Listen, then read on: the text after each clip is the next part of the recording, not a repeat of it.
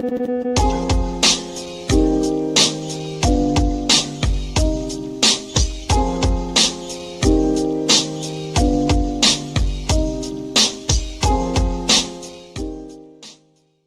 Obama White House told every Democrat, pick.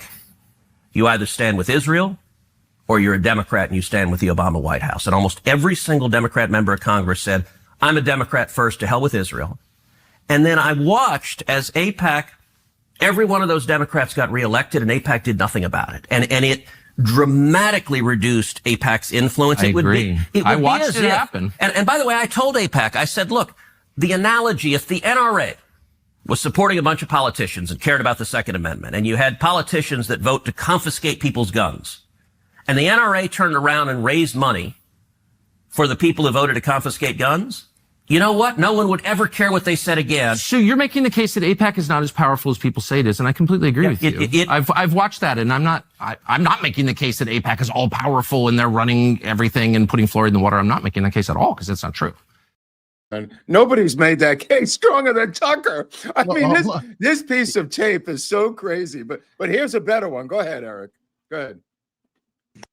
I mean, well, it's very obvious. It's clear to me that the government of Israel is controlling our politicians. There's no question. And I can't support that as an American, as a Christian. I can't get behind that. And you think it's too much influence? AIPAC has enormous influence on our congressmen. There's many organizations that influence our politicians. I don't know why that's a good thing. Is it a good thing? It could be a good thing, but I'm not sure. I don't think it is. Didn't you support Donald Trump? Of course I did. Yes, I campaigned for him. And you know, he's been very pro-Israel. He supports Israel. Doesn't that mean by extension you support Israel? What does that? That doesn't mean that at all, like at all. Well, why would you support Donald Trump if he supported Israel? Why would you do that? I don't see why you would do that if it's against your values as an American. I mean, well, like, what do you I mean, you're supporting a candidate who proudly supports Israel. I would think you would support Israel. Why would you support a candidate who supports Israel if you don't support Israel? I'm not really understanding what you're saying. Like, it's not really making sense to me, like at all. I'm sorry, I can't get past that. You're supporting proudly a leader who's been proudly supportive of Israel. Anyway, people may want to. You couldn't have said it better than myself, which I've been hinting at this. That guy's a genius. Yeah, I've seen him do other characters. His Trump isn't perfectly on, but his writing is excellent. Yeah. I mean, he's nailing the guy politically to the wall, which is much more important than some of them Trump impersonators. This guy's a political satirist, obviously, more than an impersonator, which I tend to like more than the former. I mean, he is nailing this guy who I can't tell you how many times that Tucker railed against AIPAC with their hypnotic control over the Congress. And I'm just sitting here going, am I in a dream sequence here? I mean, and in 2 seconds, Ted Cruz gets him to disavow years and years of AIPAC denunciation in 2 seconds, Eric. Yeah, yes. I thought AIPAC was, Darth Vader or the Empire behind everything. Blah blah blah blah blah. How many Candace Owens clips can we pull? How many, every other clip can we pull? Right. Also, the other part that is a little bit different about AIPAC, and again, I don't really care for lobbyists at all in general, but AIPAC is an American lobby. They're not an Israeli lobby. They are Americans who are pro-Israeli. Every country has this, and this is just pure. I know it's harsh for people to not understand why this is anti-Semitic, but I really don't care what you understand. Here's Tucker going on with Candace Owens today or yesterday, calling Jews children of Satan now. I mean, this thing has gone off the rail with her. I mean, it's crazy. And then I see Nick Fuentes is like a regular guest on Alex Jones all the time now. I thought he was on years ago, and I don't follow the show that closely, but he's apparently back in the good graces of Alex Jones. I don't know that he was ever out of the good graces. Right. Barnes was debating him. Yeah. Alex has always been. Now, I always thought that Alex was just giving open room to all voices, whether he agreed or disagreed, with the anti-censorship, aspect, kind of like Chris Pavlovsky, believes in letting everybody have a voice on Rumble. That doesn't mean he necessarily endorses some of the people on there, but I don't know. I've always assumed that Alex is like that. Okay, well, he's completely. I remember a time when Alex Jones was much more open-minded to Israel before he got on this new jag, of bashing Israel and the Jews and everybody else. I mean, this is, to me, it's relatively new, unless I'm missing something, you know. Hey, no, he's got a in and out history. Like, you know, Okay. he said Israel's behind 9/11, I believe. Oh, right. You're right. Some people think that he has. I don't know. Right. No, I mean, you could Google it yourself and find out how many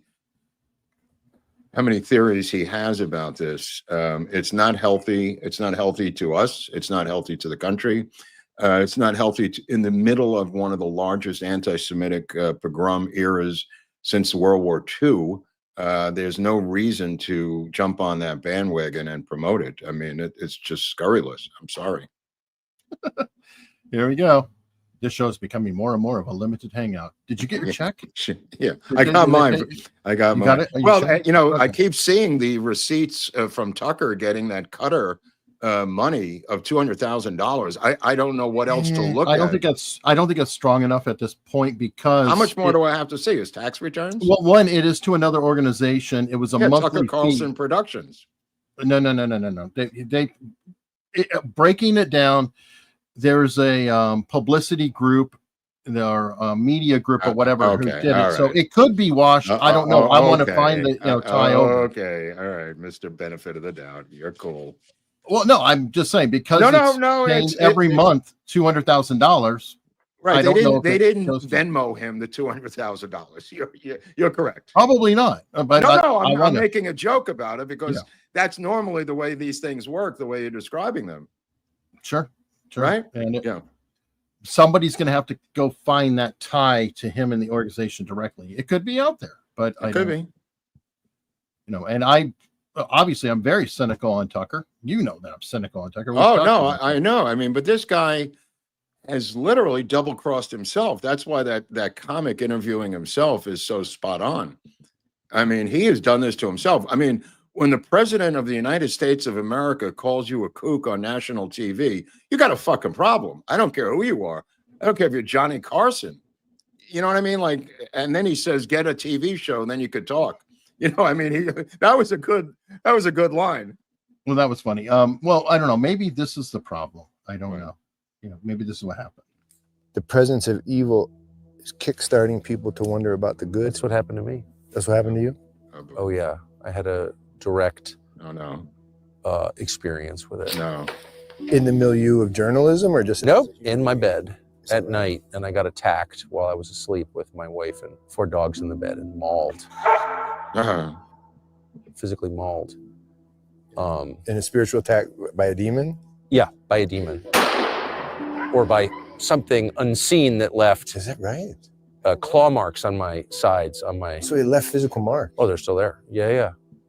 Year and a half ago. Was your wife terrified? I know you were. I don't want to go too far in it with copyright issues, but one question: is it not possible it could be the 4 damn dogs in the bed that could have scratched him? You're asking me? Yes, I'm asking. You're asking me to find a conclusion to some maniac who said he was attacked by demons? Well, I'm just saying. He said I was in my. He doesn't bed know with his my wife own and my 4 dog. He doesn't dogs. know his own dogs. I mean, the guy's clearly a nutbag. I mean, talking about demons attack. He's talking about teeth and claw marks on his neck and chest from a demon, Eric, not a basset hound. Okay. Well, I'm just trying to throw it a possibility. But why are you trying to help the guy? I don't understand. What's it to you? What, he was his defense attorney? No, I think it's kind of sad. The guy's insisting he was bit by a demon, and Hunley's trying to help him, saying, "Hey, bro, maybe it was your dogs." I mean, yes. he's what are you arguing with the guy? Yes, I am. He's insisting he was attacked by demons. Oh my God! How can we take this guy seriously? I mean, it's so out of control at this point. I mean, Trump said he called up and apologized to him, but then Trump was a little soft on the other end of that statement. Well, I do sometimes wonder about the Donald when he does it. It's like you just call him and say, "Hey, Donald, I love you. I really love you. I love you," and then it goes right back out. Trash. Right. I mean, if it. You know, at least that happened with Bill Maher, kind of, right? Yeah, but Bill Maher told Trump, "Yeah, I'm gonna bash you tomorrow," and he's always been clear where I'm he not was. comparing the two. I'm just saying Bill Maher is obviously a Trump hater, but I mean, these are people who are his loyalists doing this. Right. And at least Bill Maher did say, I met him as a person. I liked him as a person. And then boom, back to politics. Yeah. That's one thing. But I don't understand this Tucker thing. I mean, the Musk thing, I kind of understand if it's hypomania, if he had an incident mentally and he's bipolar and he's obviously got Asperger's. There's some explanation for it. Well, did you see he released his whiz quiz? I did not. Yes. Elon Musk actually posted your analysis results online. Oh, yes, I did see that. Yes, I did see that. That is kind of fun. And then he called for the New York Times to take a drug test. Which is pretty funny, but that is pretty funny. It is pretty funny. Oh my God. Yeah, I don't know what's going on. These people are apparently cannot take the heat in the kitchen. Let me just generically say that. It's getting too hot for them in that Trump kitchen, which not everybody can survive in, Eric. It is a whirlwind of craziness, where Trump is, trying to decide on what to do with Iran, and he's getting opinions from everyone, and then he will make up his mind. And, he's given himself a 2-week grace period here. The thing is that everybody's going on and on about it. Trump, from the jump, I believe he flat out said, from the jump. I like that. Trump from the jump. I believe he did say, but at least at a minimum implied, no boots on the ground. The only I don't know any other way he could say it. I agree with you. I know. The only thing is he hasn't ruled out the possibility of Trump dropping a bunker buster bomb. One strike, period. He has not ruled that out, but he hasn't ruled it in. He hasn't done anything. And everybody is prescribing what he's going to do. And well, now, I mean, on the side, Mark told me, he goes, watch, next step is everybody's going to take credit for changing Trump into doing Eric, what he always said he was going to be doing. I told Eric there was no exit ramp for these people politically or in terms of Twitter and everything else. And I believe their exit ramp is going to be that the pressure that we put on Trump made him decide what we wanted him to decide. I think that's going to be their exit strategy. Yeah. And my theory on the 2-week strategy, by the way, is everybody's like, oh, he's delaying 2 weeks. Well, number one, he said within 2 weeks. So that could be today. Or and then, Mark Halpern said that, I think it was Mark Halpern yesterday, said people have PTSD from the Iraq war. And I don't mean the soldiers. I mean, politically and editorially, they have PTSD. Is what he was. I'm paraphrasing him, but he was saying that these people think that everything is going to be like the Iraq War again, that it's a model that's going to be repeated by Trump. And I was caught off guard because I just was going, what is all this? Why are they going crazy? Assuming he's George Bush all of a sudden. I was taken aback by this. It took me a couple of days to go, are these people fucking nuts? I mean, they would just. I think it's a pattern of behavior too, though, because remember, I think Obama voted against Iraq, or he was like the only one to vote against Iraq. As soon as he gets in office, he continues everything. He keeps the same personnel on that W had. And they may be like, what is it? There's a running joke Dave Smith likes to keep talking about as everybody becomes George Bush when they get in, or everybody becomes McCain, something like that. It's just not true. Yeah, I know it's not, but I'm also looking at the 2-week deadline. People are like, oh, Netanyahu's so angry, he's so upset and everything. I'm like, no, Trump also is just giving them 2 more weeks to soften Iran, technically, if you think about it strategically and battle-wise. Yeah, it's not even complicated. I mean, this is a good cop, bad cop situation right out of the textbook, using Netanyahu as a bad guy and he's a good guy. He's letting, like you said, he's letting them do all this stuff in there. And he keeps saying, you can negotiate if you want, otherwise bunker bust a bomb. And now what did the Iranians do? They ran like Zelensky to the EU demanding a ceasefire so they could regroup and saying, we're not going to do away with our centrifuges. We're not going to do away with our processed uranium. And come on, EU. And now they're begging the EU to come up with a manifesto for them to go up against Trump. I mean, keep pounding them. Just keep pounding them. What's really surprising, though, is like the German chancellor flat out said, oh, Israel's doing our dirty work, and Halpern, I think, put it up. This, Eric. Everybody, nobody is in support of. Even Putin is going, they're fine. Nobody's supporting them. Why? Why is that? Why is China not saying this is wrong? I haven't seen a public statement from any of the countries saying stop. I don't Israel, know. maybe I'm too old, but this is exactly what happened with the Syria nuclear program takeout by Israel and the Iraqi nuclear program takeout by Israel. They screamed bloody murder, and behind the scenes, everybody said privately, "We're glad that Israel did our dirty work." And here it is again. History, but they're not screaming. No. I mean, they're in some quarters screaming. Let me put it that way. On the streets of New York and the streets of LA, the Palestinian flag has now been replaced by the Iranian flag. I don't know if you've noticed the protests that have been going on, but the flags have switched. They must have like a flag manufacturing company somewhere for all these protests, Eric. Yeah, well, and again, it is. They went from Mexico, Palestine. Well, hold on. Mexico, don't you have a neighbor Iran. that keeps you hip on that? Yeah, I got this guy around the corner, this fat fuck who leaves his protest flags outside in front of his house. This guy has never missed a protest in 25 years, nor has he missed a meal. Mr. Waddling, I see him waddling around the neighborhood in his lederhosen. But nevertheless, the point of the matter is they are freaking out here in LA. And I meant to tell you this because they lost in court yesterday. Trump was victorious to maintain the National Guard, which is, of course, an insane no-brainer. He's the commander-in-chief of the armed forces of the United States. They are losing their minds now because they lost in court, which is theoretically, in their minds, their playground. So even their daddy that they went to is not backing them up in court. And now they were pressuring the Dodgers to come out with a statement denouncing Trump and supporting the illegal aliens. And Stan Kasten, who's the president of baseball operations, by the way, we had an incredible beanball contest last night with the Padres hitting each other repeatedly 6 times. Fights almost broke out. Everybody on the field, blah, blah, blah. Great game. But nevertheless, what happened was the Border Patrol was staging some of their cars by the Dodger parking lot because they were going along Sunset Boulevard here in East LA, picking up illegal alien criminals that they had warrants for. So the protesters showed up with this immense woman who is one of the city councilwomen. She weighs about 350 pounds. She's an avowed Marxist.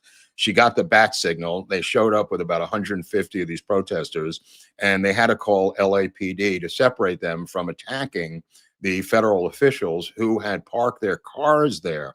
And it got into become this incident where the Dodgers claimed they were denying parking to ICE, and ICE wasn't even there. First of all, ICE came out with a tweet after the incident saying we were not even there, so your whole entire story is insane. And in fact, what they were implying was that ICE was raiding, quote unquote, Dodger Stadium looking for illegal popcorn vendors. And nothing could be further from the truth. One of their cars broke down, and they were trying to get a car started, and AAA and everything else for one of their vans. However, that being said, Stan Kasten announced today that they are delaying the statement that they were going to release, ostensibly regarding the Dodgers' support of illegal aliens. There's a guy flying to LA right now, as we speak, to meet with them, and his name is J.D. Vance. And I think that keep in mind, the Dodgers were just in the Oval Office with Donald Trump 5 minutes ago, and Stan Kasten was there. I believe that the Donald, seeing this and hearing this, got Vance on that plane and said, get out there and straighten out this fucking mess, because you don't want Major League Baseball teams endorsing illegal immigration roundups, Eric. And I think you're going to hear a different statement if there ever is a statement out of the Los Angeles Dodgers. Quiet. Yeah. I think you'll hear nothing. But speaking of J.D. Vance, have you heard of Blue Sky? Yeah, because of some libs are on it. That's all I ever knew about it. All right. Well, Blue Sky is the leftist version of Truth, or whatever. Or there was Twitter. Everybody's trying to build another Twitter. So Truth is another Twitter. Blue Sky is Jack Dorsey, who ran Twitter. It's his version of it. Then you have Threads, which is that's Jack Dorsey's. And then Zuckerberg did Threads, which is spun off of Instagram for a Twitter clone. Anyway, JD Vance joined Blue Sky for some reason. It's one of those I'm kind of going, why are you there? But okay, that's fine. If you're trying to reach out. Be a troll. He first off, they're so happy that 100,000 people have blocked him so far, and they deleted his account within 20 minutes of his being on. Wow. And they that's within a short period of time. Yeah.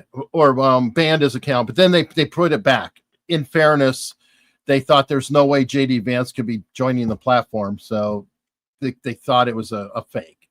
But it was real. It was real. Yeah. Oh yeah. It's just. Well, what did you do for Juneteenth Day yesterday? How did you and your wife celebrate? Tell us a little bit about that and how that went. We gave our cats medicine. Okay, that's a good start. That's close to the event. I think they might have had a hairball spit up, or I don't know. Can they repeal this thing? Because this is the craziest federal holiday ever created by anybody. Again, they did a man on the street interview in New York yesterday from Newsmax.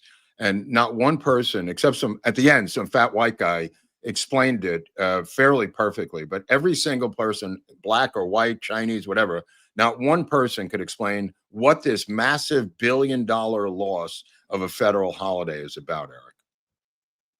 I don't even know, but I'm at ground zero of damn Juneteenth. So yeah. I mean, it's down the road from where I live. Right. Well, I mean, it really is a celebration of people not getting the message that they were free after the Civil War in Texas, to sum it up in small terms. And somehow Biden thought he would get the black vote by signing this thing into federal law. This thing's got to be repealed. I mean, this is just the craziest holiday ever created. I mean, there's so many other worthy holidays if you want to go down that road. But who the hell wants to go down that road? As Trump said, you lose billions of dollars in revenue and all this manpower and work effort. Well, I'm frustrated by it because, for example, the company I was working for up till a couple of years ago, they wouldn't have Veterans Day as a holiday or Columbus Day, depending. But boy, Juneteenth, they made sure everybody had that holiday. Oh my God. You know how that kind of thing goes. Well, today is another holiday in LA. I don't know if you got the message. Today is officially Cheech Marin Day here in Los Angeles. No, it sounds wonderful. I know. I mean, that seems to have more gravitas to me. It's not even Cheech and Chong Day. It's just Cheech Marin by himself, because Tommy Chong is not a Latino illegal alien, I guess, or something. I don't know why Tommy Chong gets cut out, but it's Cheech Marin Day here in Los Angeles today, June 20th. Everybody knows that. Well, the funny part is that Cheech even wasn't illegal in the movies. No, he was born in East LA. That's right, man. I'm born here. I mean, nobody can understand. Good point. Chong is a Canadian too. Right. That's right. I mean, nobody can understand how big they were as a comedy act. I mean, they were dude. huge. I mean, holy crap! I used to have their album. I forgot which one it was, but it was so great because the sleeve came out, and it was the inside of the car door with the weed stashed in it. Well, there was also the bamboo one that was Rolling Papers. There was another album cover was bamboo Rolling Papers. I didn't get that one, but okay. So they're going to have to get lowriders in LA because the bus ridership has completely collapsed here in Los Angeles. There is one person on every bus now. They're terrified that ICE is going to find them on the buses and the trains, and they are completely empty. They are so empty that the taco trucks now that have been running illegal alien taco trucks that pull up in front of a restaurant that are paying brick and mortar taxes, these taco trucks are now being raided, and they're all illegal aliens on board these taco trucks. So now the taco trucks have disappeared. Let me tell you something. My Uncle Louis had the Shelley's Coffee Shop in New York on 42nd Street. There was a guy who pulled up with a soubrette hot dog stand in front of his restaurant every other day. And it was a Tuesday. I remember that because Louis had Franks and beans on the menu. And here's this guy outside selling Franks in front of my uncle's restaurant. And he finally snapped Louis. He went outside and flipped the entire cart into the middle of 42nd Street. And the hot dogs were going down the stream from the water of the soubrette's water that they boiled the hot dogs in. And the guy was picking them up alongside the curb and putting them back into his cart. I say that because the guy paid no taxes. Louis went crazy because it was Tuesday Franks and beans, but he never came back again, is the point of that story. And my uncle was absolutely correct in what he did. I'm not supporting the violence of it, but this is happening in LA, all over the city, where there's restaurants that are hanging on by the balls of their ass, and these taco trucks pull up in front of their restaurant because who's in the restaurant? People. San Diego too. Oh, San Diego, the whole California. In other words, they don't pull up on the side of a highway. They pull up in front of a restaurant because people are eating, trying to pull business out of there. I mean, it really is outrageous. Well, I mean, consider what they're paying for rent and things like that. And these people, they don't pay any rent. They don't pay any taxes. They don't have anything And now else. it turns out they're illegal aliens. Is the story today on this taco truck bust. They went into the Hollywood Home Depot yesterday, which is my Home Depot that I shop at, and they rounded up. People were scattering, running, climbing over the fences. They got a lot of them. And people are losing their minds here. These white homeowners they just keep saying, who's going to mow my lawn? And it used to be teenagers in the summer off from school. And they just can't conceptualize any other way of life other than paying an illegal alien $5 an hour to do their shrubs. I mean, it's outrageous. I agree with you. I got into a discussion with Nate on that because Trump suddenly got soft on it, and now he's kind of back in line a little bit on that. I'm frustrated because there are a lot of people saying, well, what can you do? What can you do? We can't live with them. We can't live with them. It's like, have you ever been to Disney World? How did we live out with them before? Well, no, I'm saying we actually have a solution in place right now. If you go to Disney World, you'll find that everybody has on their name tag whatever country they're from, etc. Right? Right. Those are special visas. They come in, they work for a couple of years, etc. And so that already exists. And if we are too short of skilled people on our own or unskilled or whatever, then why can't we come up with a special visa? They can come in, do that. We can track them, tax them. All of this as part of it. Now, I know what it is. It's the business owners, etc., are saying, "Oh, well, I don't want to pay the employment taxes." Tough which break, I buddy. get. So here's what we do: lower the employment tax part of it, and then lock it down where you better have them, or you're going to be fined up the wazoo. So then it'll be cheaper in the end to do it legally. I'll leave the details to you on that one. In the meantime, they're building a 2,500 bed unit in the Mojave Desert for the illegal aliens. They could have done this for the homeless, but the federal government, ICE, this is breaking right now in California. They're building a gigantic run by a private security firm, a 2,500 bed holding facility, if you will, Eric, in the middle of the Mojave Desert. And the LA politicians and Newsom are going batshit crazy. The court said it was completely legal. Newsom doesn't have any control over it. And they are building this thing as fast as possible out there to put these people in it. Well, we've talked about that. What do you do with them? You know, you're going to round them up and put them there. Yeah. Then you have I'd have the court or a judge on site. I love that it's a Mojave Desert too. It's not like they're taking, garden paradise to, No. They are now moving the goalpost so quickly. The again, Kathy Hochul in New York taking $50 million out of the taxpayer community fund and giving it to ACLU attorneys to defend people from foreign countries. I don't know how this stands up in court, Eric. How is this possible? If I was a New Yorker, I'd lose my mind. Oh, I agree. Why don't you send the money to Gaza? Send the money to Gazans who need food if you want to go have a foreign policy as a governor. I really think they actually consider them to be citizens. Yes, the exact same yeah. thing. They literally do. It is. I agree. It's a mind virus. It's a mind virus. So I don't know, but all right. Well, let's go to the next popular story of the day that's breaking. Oh, this is a good one, Hunley. This is a good one. It's going to be interesting. He's going for it, isn't he? Yeah, yes. Well, because they're talking about Ed Martin and Sidney Powell a little bit as possible candidates. They just threw those names out. I don't know if that has any gravitas, but it'd be very similar to Bobby Kennedy putting on Malone, etc. Yeah. I mean, wow, talking about a reversal in policy. And that's kind of what I've been saying. I'm not trying to say be patient on everything, but there are some things that may be rolling this out takes as a little we while. go. This takes a while. A while. And then if he could tie certain people in here who did that. This is also one of the most Wisconsin, Eric, or specifically, I think it goes after Wisconsin initially, and then I didn't get the I thought he said Wisconsin 2020. Okay. But well, it's a good place to start.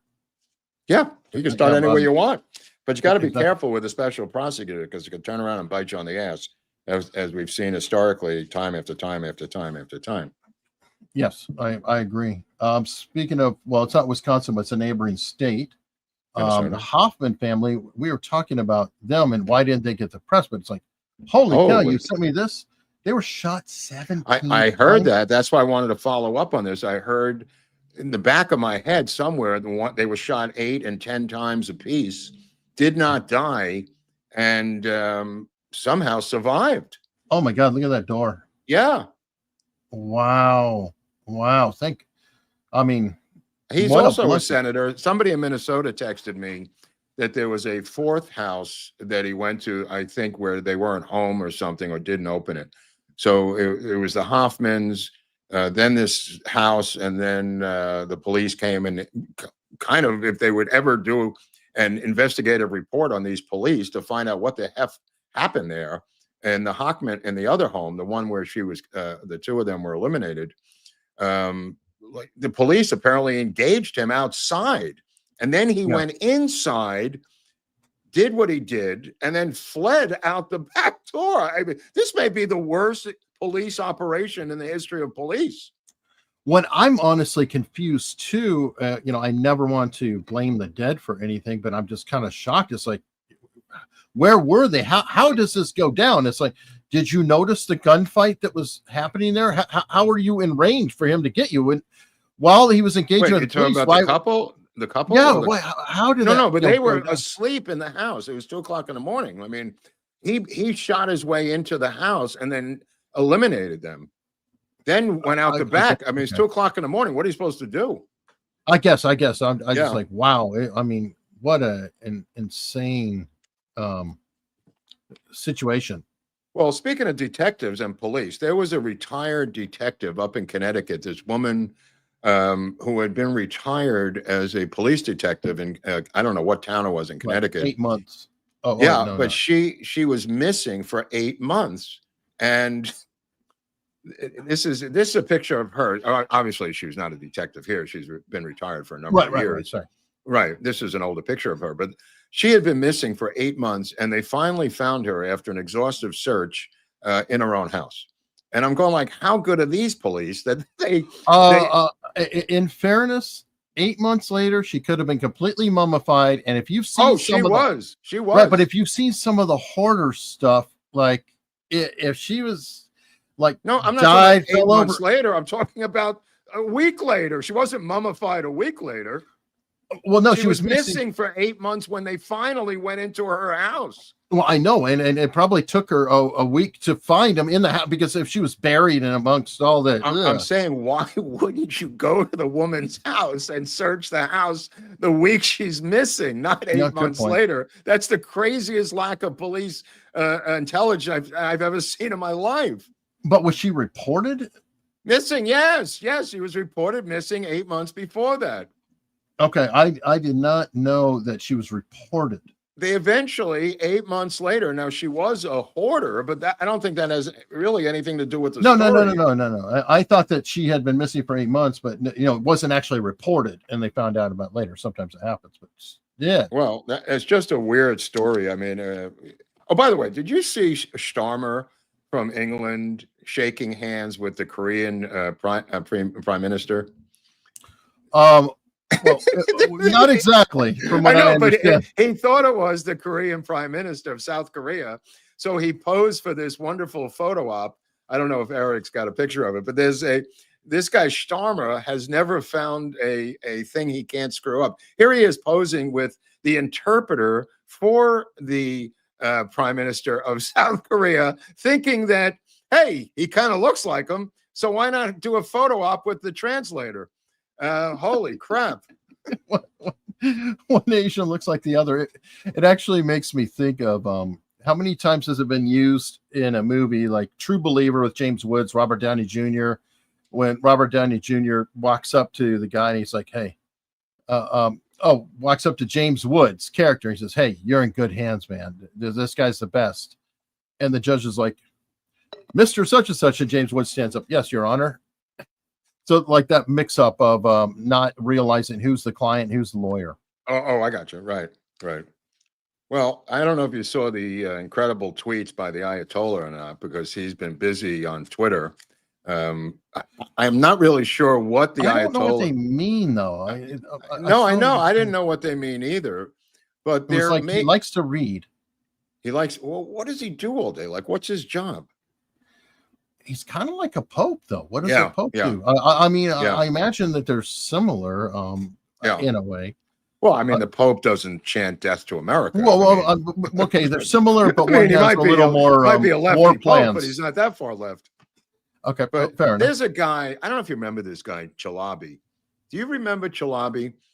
He was a guy that we had in Washington who we airlifted in the Iraq War to be the new leader of Iraq. Oh, yeah. Okay. Right. Okay. So Chalabi was literally dropped in by us, and they said, here's your new boss, is this guy Chalabi, who we owned. And he lived in Potomac, Maryland, like the rest of them. We had one when we were toppling Erdogan in Turkey. That was an aborted coup by us. And we had that guy lived in the Poconos. And we flew him to Turkey, and that didn't go well. We now have a guy named Reza Pahlavi, who is the descendant of, but he is the descendant of the original Shah. I think it's his grandson or something. And this guy also lives in Potomac, Maryland, and he may be the new leader of Iran once the Ayatollah is deposed, because I think there's going to be regime change. And I think what they're going to do is swap this guy for the Ayatollah, but not get bogged down like others have. I think it's just going to be a straight switcheroo. I mean, that actually concerns me, because it should. But we do that, and they don't always respond very well with somebody from the outside that's obviously a puppet leader, planted in place. And he's the Shah's son. Because a lot of people in Iran are probably going, "Where have you been, man? You don't know shit about this. You haven't been here." He was tortured by them, and he's got a long history of actually being involved up until this minute with Iranian politics. This guy has not disappeared. He's written a bunch of books. He's done a lot of media in the past 10 years. And he is the heir apparent to the Ayatollah, if you want to go that direction. And he's called the Shah. No, the heir apparent to the Shah, but also I'm saying the heir apparent to the guy who's in there now as a replacement, because he's the most likely candidate to replace him, in my humble opinion. I understand. It's called for immediate elections and blah, blah, blah. But I mean, if they take out the Ayatollah, might be dead right now, Eric. We don't even know who's running this. He could be, right? He could be. I don't know if that's. I mean, how do you get out of this without a replacement? One thing that was pointed out, and I think it's interesting, is who did the Israelis kill? I don't know. They didn't kill every general. They killed a lot of top generals, and a lot of the top generals they killed were the most belligerent, so to speak. So they're leaving some people alive who could possibly take over or whatever that might be. But again, I'm just very, very hesitant of. Okay, well, let's see. How do you think it could spin out then? What's the alternative in your mind? I don't know. I'm sorry to say that. I wish I had I don't know, a firmer answer, but I don't know if there's a good answer. I don't know enough of internally what's going on in. Well, I'm going to stick my neck out. I think we're going to use the one thing we're going to do for Israel is this bunker busting bomb to take out the remnants of their not the remnants, but to take out their nuclear program forever. And then they're going to install this guy as the leader of Iran and call it a day. And I think that's going to be the extent of this thing. What could be interesting? People are saying Iranian people love him. They don't love him. I don't know what again, if he has a lot of support in Iran, that's cool. Yeah. I'm wondering also, because he is a quote king. Yeah. If they could have a monarchy and then elect somebody at the same time. Well, he has called for immediate elections, Pahlavi himself. So that would be good. This is like the King of Jordan, type situation, I think. Okay. I think this is what Trump. This is just me. I have no intelligence reports. This is just me surmising how this thing is going to play out. Bunker buster. That situation there, that's the one thing that Trump's going to do militarily, the heaviest thing that he's going to do militarily. And if he even does it right now, I'm just saying I could be wrong. Israel may be running an operation and they may, go in there and skunk everything. They may take it out themselves. They may be, but this is just my prediction. I have no intelligence. I'm just saying we're going to do the bunker buster and install this Pahlavi in there and call it a day. And I think people have done their homework on this. This is not something they're just shooting from the hip. I think there's been years of planning into this. Okay. Well, and that's the other thing. I didn't realize they have 3 militaries in Iran. Like they have the state military, they have the religious military. Like, oh yeah. Oh my God. There's a lot of confusion there. Yeah. So I don't know. And I don't even know if replacing the people will work or not. I do have. Well, I think they're going to attempt this. I don't know if it's going to work or not myself, but it seems like an exit strategy for everybody involved if it goes well. Israel is going to continue to pound them for the next week, and these are all surgical airstrikes, taking out every single thing. It's now become a situation where they're literally running out of targets, Eric. Mm-hmm. You know what I mean? There's only so many military targets. There's only so many missiles that Iran has left to shoot the other way. Remember, the Houthis have done nothing. Hamas has done nothing. They've all been amazingly quiet because they went in and decapitated their leadership first before they did this massive operation. I mean, this thing's been on the planning for Israel for, some people say, 10 or 15 years. Right. Well, that's where I'm glad Trump is just letting it play out. Yeah. That's fine. Sit back, cool your heels. He has time. He has plenty of time. I think that's I don't think he's letting anything play out. I think he's involved in the day-to-day operations of this. Well, Netanyahu probably talks to him every day, but I think that Netanyahu probably said it'll take us about 2 more weeks to finish him out. Right. What you're describing is a easily digestible scenario, but I think it may be a little bit more complicated than that in terms of the relationship and the intelligence and the hands-on stuff that's going on. I think there's really hand in glove between the two countries now to deal with this, especially with the EU trying to get involved, Eric, Yeah, but what are they going to do? Nothing. Nothing.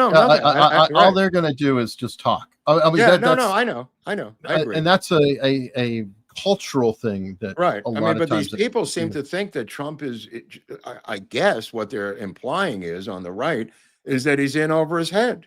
And I never believed that for a second. No. I mean, this idea that Netanyahu owns him, the idea that he's in over his head, that he'll be deceived like Bush was. I mean, I never bought into this for a millisecond. I don't even know where this came from. I don't even know. I'm like, well, Bannon switched and he came back into the fold after. Well, yeah, because I think that maybe he realized that, oh, Trump's still saying the same damn thing. You know, Trump, as far as he's concerned, again, let Israel do everything. He may, you know, it's like if he waits the full time, he may never have to drop the bunker buster. He may never have to do anything. He just doesn't want any boots on the ground. And I also do agree. And I interject that Israel doesn't want any boots on the ground. Oh, I'm sure they don't. Yeah, but that's two countries that really don't want boots on the ground. Yeah. I mean, but if it, you know, goes away on its own, all the better. And then well, I think there's a type of IDS in this country. We had the MDS, the Must Derangement Syndrome. We have the famous TDS, Trump Derangement Syndrome. And I think there's a third now, spin-off of this derangement syndrome, and it's IDS, Israel Derangement Syndrome, Eric. Well, I would argue that's probably the original syndrome. Oh, maybe you're right. Possibly. Maybe I'm wrong. You might be right. I didn't think of that. I wasn't thinking in chronological order. It was just a little right out of favor. The chronology might be correct, you know. And there possibly is something that's helping move that along here. You've got supposedly Russia and Iranian bots out there. Wow. And now keep this in mind. I didn't see that coming. Well, a lot of people don't realize how powerful it can be to, okay, I put out a post, right? And if I have a bot army that I'm paying for behind me, right? I'm propped up. I'm some sort of a you know, legitimate whatever influencer, and then I put out a post and it's got 10,000 likes. Okay. Because of the bot. Well, those likes help feed the algorithm and it spreads out to even more people. And then people are seeing the post and they're going, oh my God, I really like this. You know, a lot of people like this post. And then if you have a few other quote influencers who are naturally inclined to agree with it, they're going to help amplify the message.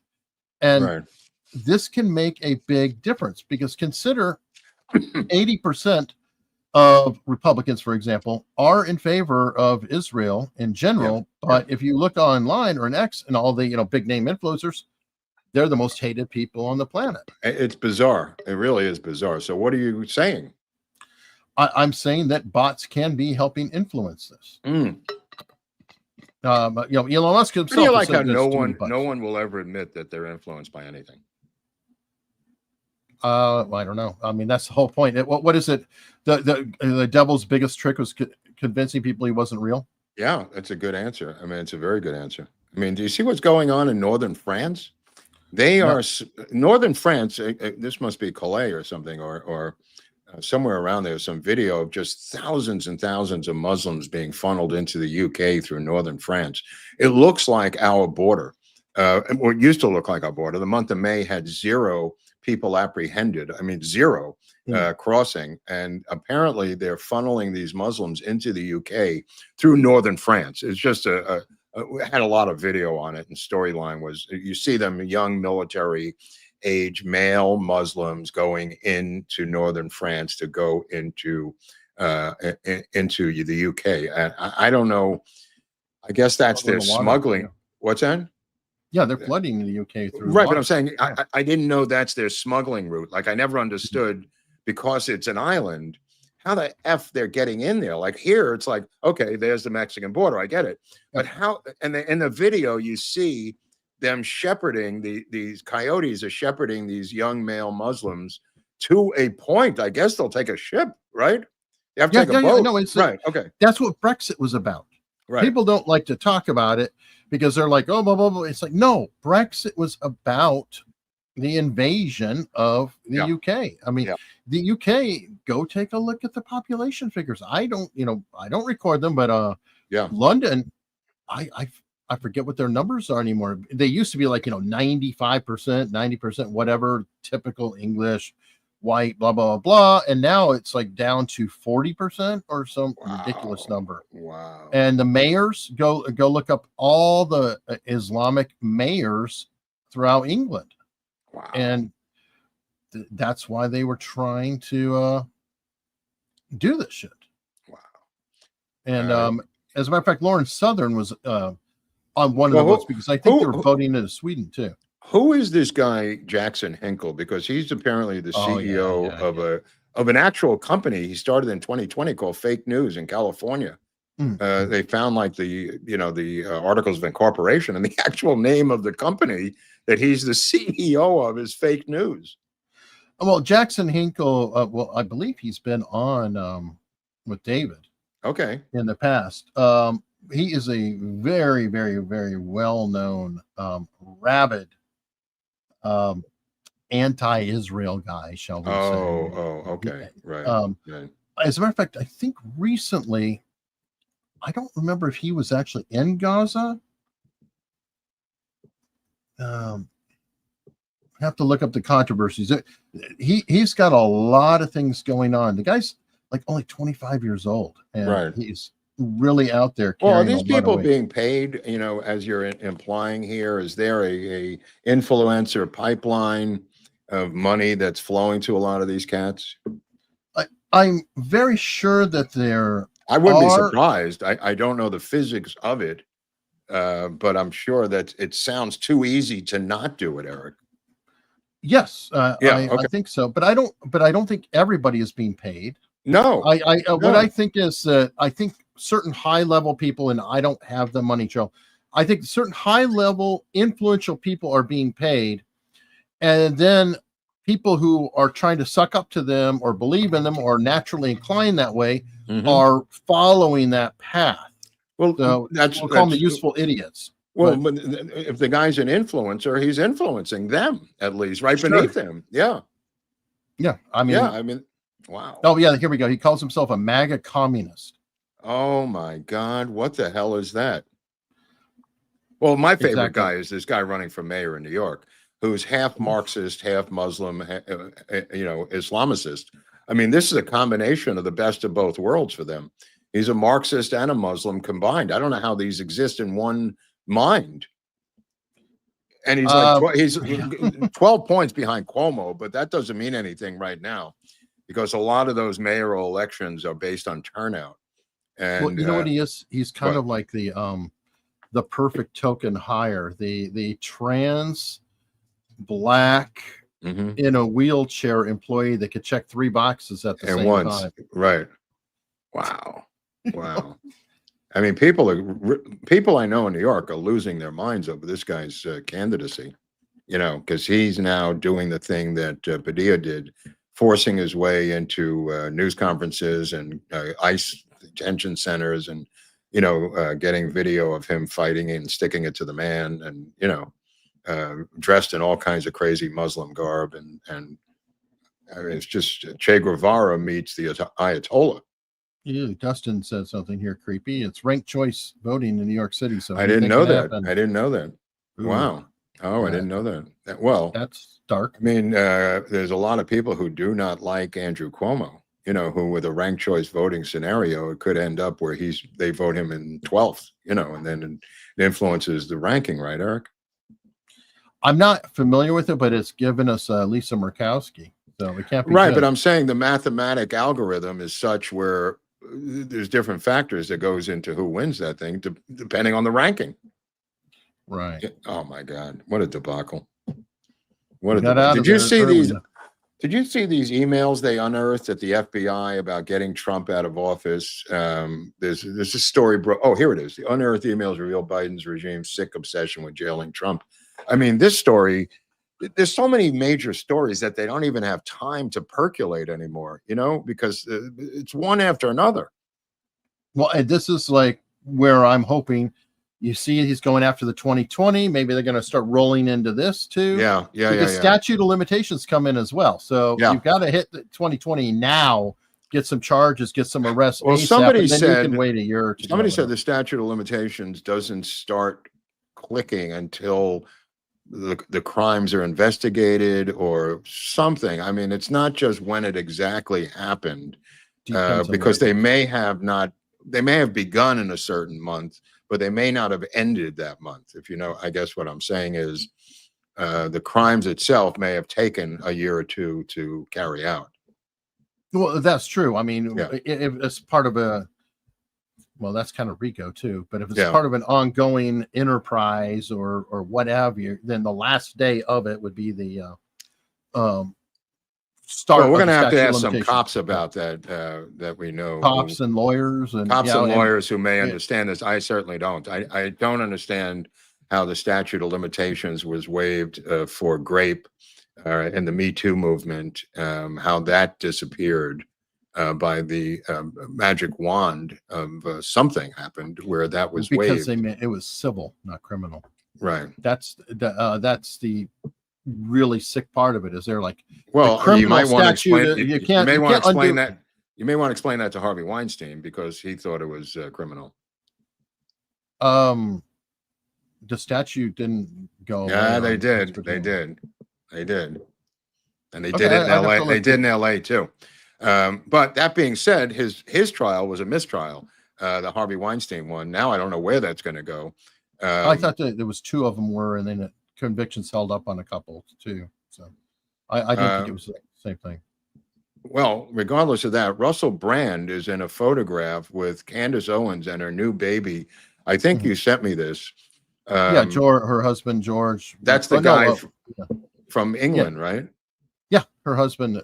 It might be better for Russell Brand if he stopped posing for photos and began to take evasive action because he's going to be in jail for the rest of his life. I really don't understand that in this fantasy mindset where he thinks he's going to get justice in the UK for these cases, again, involving women a long time ago, many years. They don't have a statute of limitations there, Eric, right?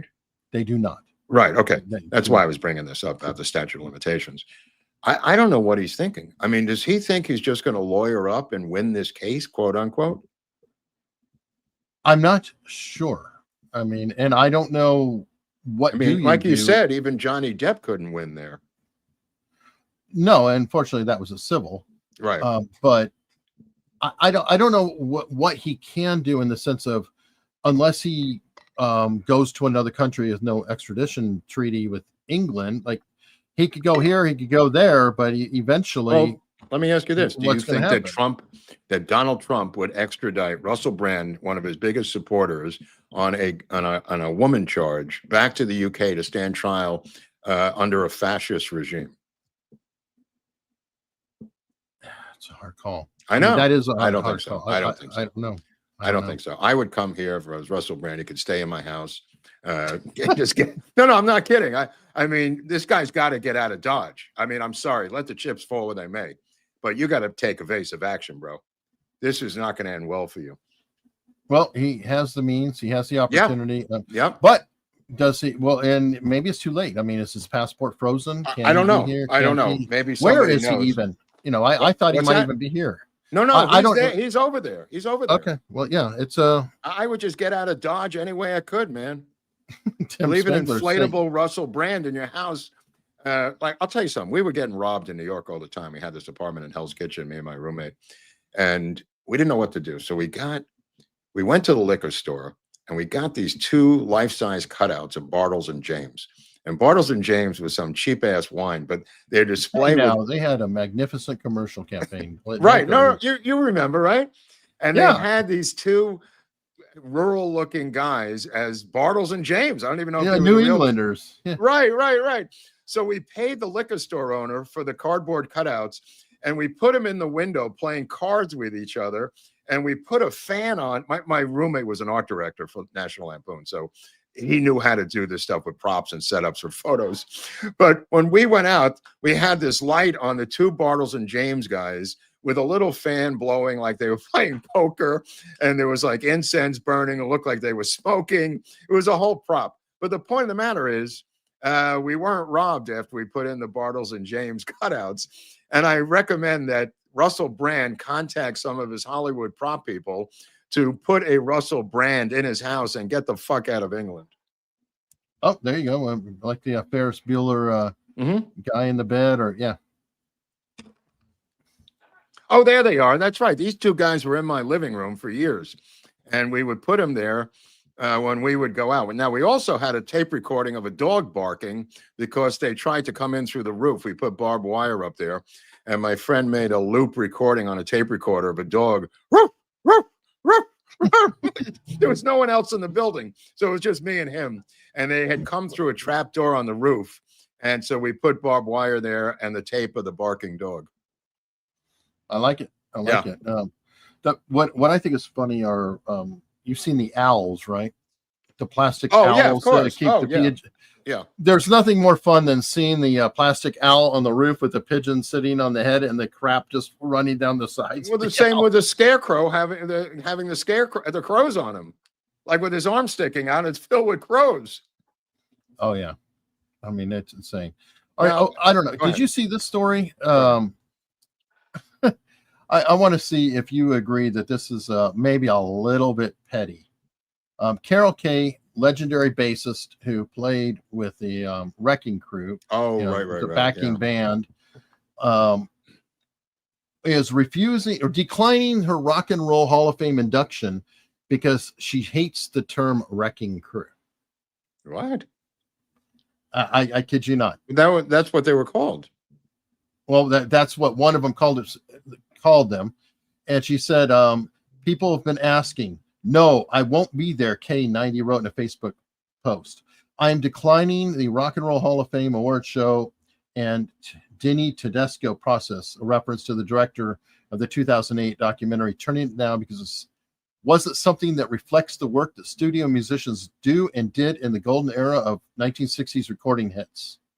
And later on she said, I was never a wrecker at all. That's a terribly insulting name. Lady. God, get over Give me a yourself. break. The thing that bothered me and my friend the most, John Albert, the late John Albert, the author here in LA, he had a book about a semi-pro baseball team he was on with all these burnt out rockers here in LA, and he called it The Wrecking Crew. And the book was fantastic.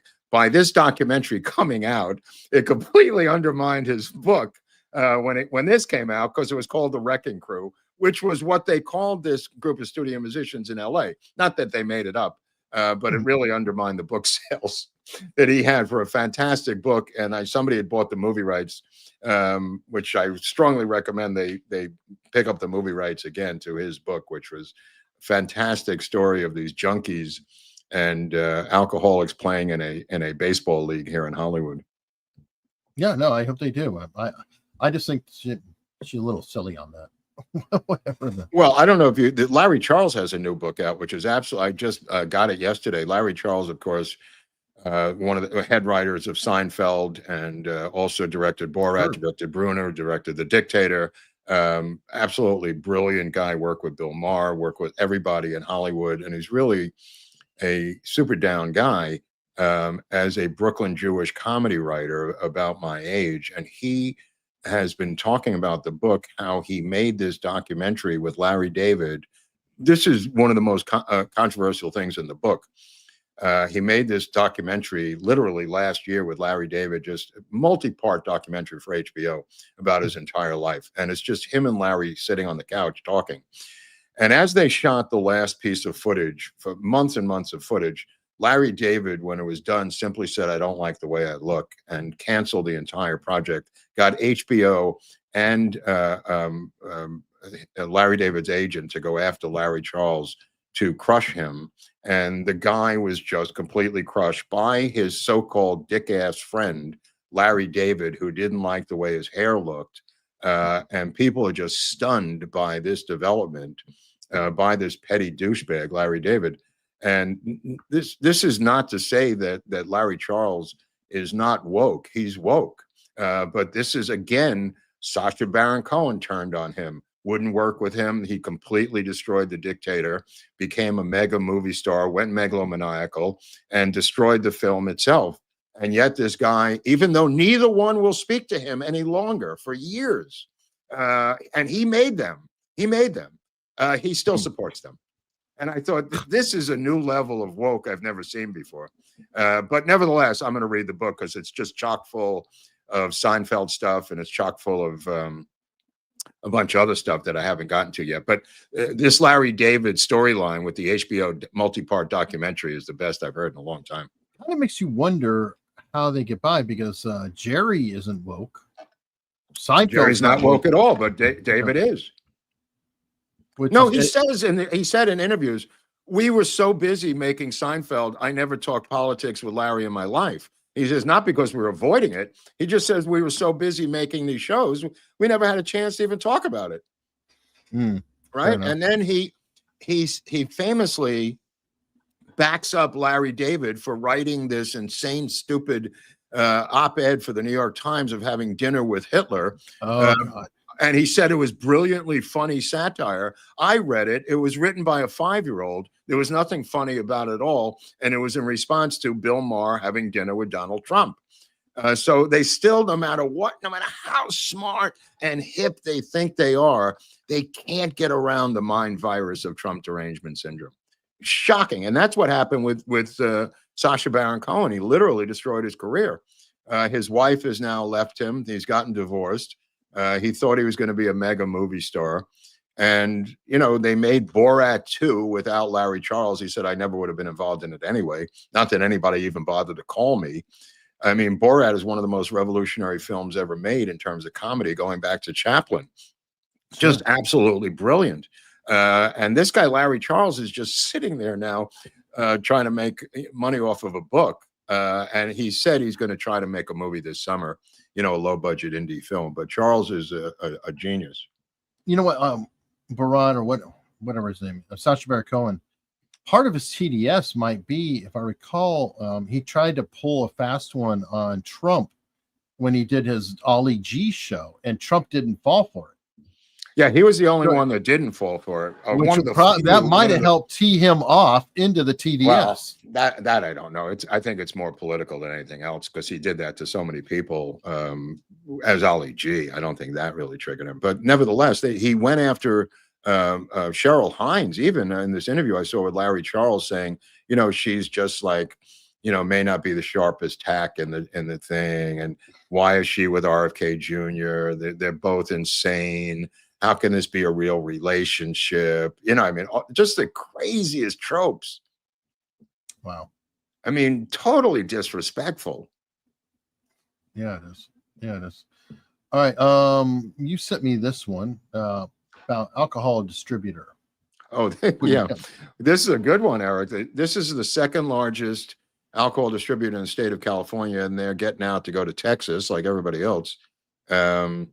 Again, Newsom never acknowledges any of these. He attacks the businesses that left or are leaving, saying that, they're turning their back on California as if they're leaving the Democratic Party. This is the CEO who had to get the F out of there. But nevertheless, I don't know how Newsom explains any of these things unless he leaves, and then you've got a candidate coming in like Harris to replace him, and then he puts the onus on her. Oh yeah. Well, Musk talked about that. He literally said, when he was leaving California, they blamed him. They blamed him in the media here. No, but it was so sad because they asked Musk, like, did you hear from him? He's like, nope. He didn't even call. He didn't even, it didn't even make attempt to say, what can we do? Yeah. What's the issue? I mean, any mayor or governor in this country in general, I think, your largest employer is about to leave the area. Hey, Bill, what can we do here? I hear you're not happy. I got a better one. How about I take you to lunch? The Oakland A's, the baseball team, left Oakland. Nobody even attempted to retain them. They moved to Las Vegas, a major league franchise. It's not like they're giving those out at the border. You would think that Newsom would sit down with the CEO of whether it's Billy Beane, I don't know who's running it now, but would sit down with the owner of the Oakland A's and give him anything he wanted to retain that team in the state of California. But no, we're going to Vegas. Goodbye.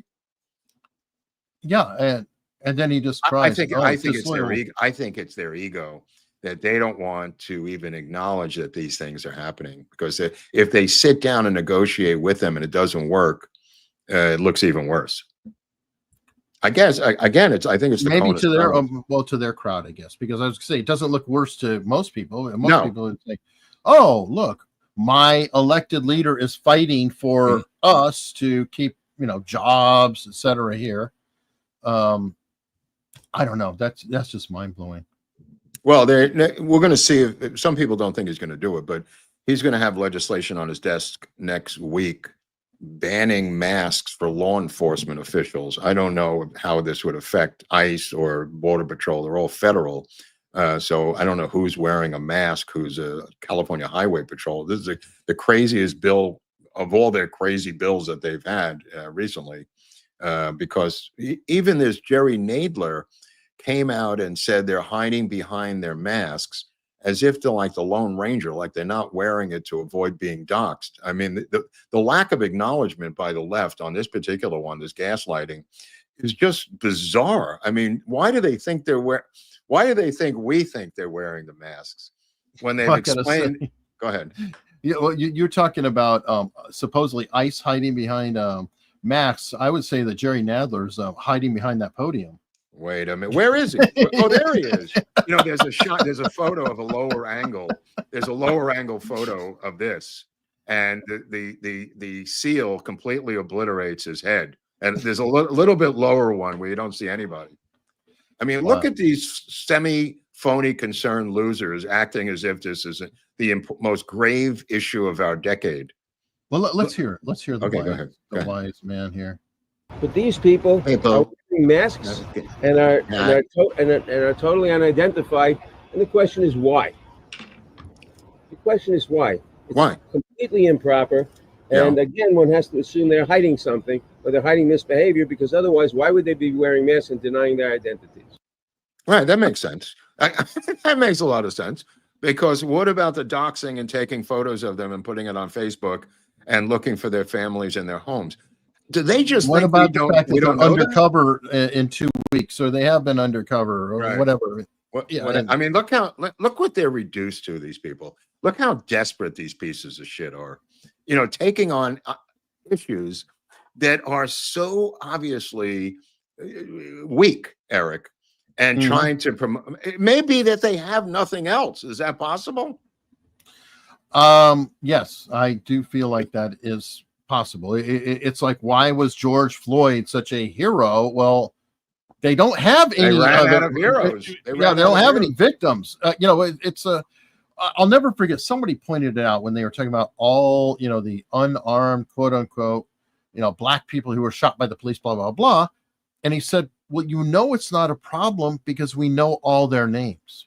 Yeah, if it was a rampant problem, there would be too many names to identify. It would be just so often. And then my other favorite one is, how many times have you seen the people coming out with the trans about we're literally being slaughtered? They're killing all the. It's like, who is the last real trans case I remember that was a killer won an Academy Award in the movie Boys Don't Cry. Yeah, there have been some in the past, but it's like so rare. It's like once every couple decades. Well, this banning of trans surgery on children at the Children's Hospital of LA is a story that none of them are covering here in LA, because it's such a victory for Trump and the forces against this that, again, like we've talked about on the show, they don't want to acknowledge their losses. Even with the new owner of the LA Times? I just haven't seen that article yet on the LA Times. To be honest with you, I haven't seen one. I have not seen one. Because I thought that they were getting a little bit better. It's been on the news, but it's merely just stating that little mini fact, which I pointed out many times on this show, that when the left doesn't like a story that's so big, they merely report it with zero editorial spin and move on in 5 seconds, indicating that we told you the news and now back to the stories that we spin the shit out of. But they will report it as a factoid report, but it stands out so much because it's such a simple telling of that story that you could tell that it's different from their other bullshit stories. Yeah, 5 people were slaughtered yesterday at the mall. Hey, how about the sports weather? Yeah, that's what they do. That's exactly what they do. And I think they do the print equivalent of that still at the LA Times. Oh, hey, 3 said that Brand posted that he's moved to the U.S. Oh, thank God. Right on. It's a no-brainer. It's a no-brainer. Thank God. Thank God. He might already be here.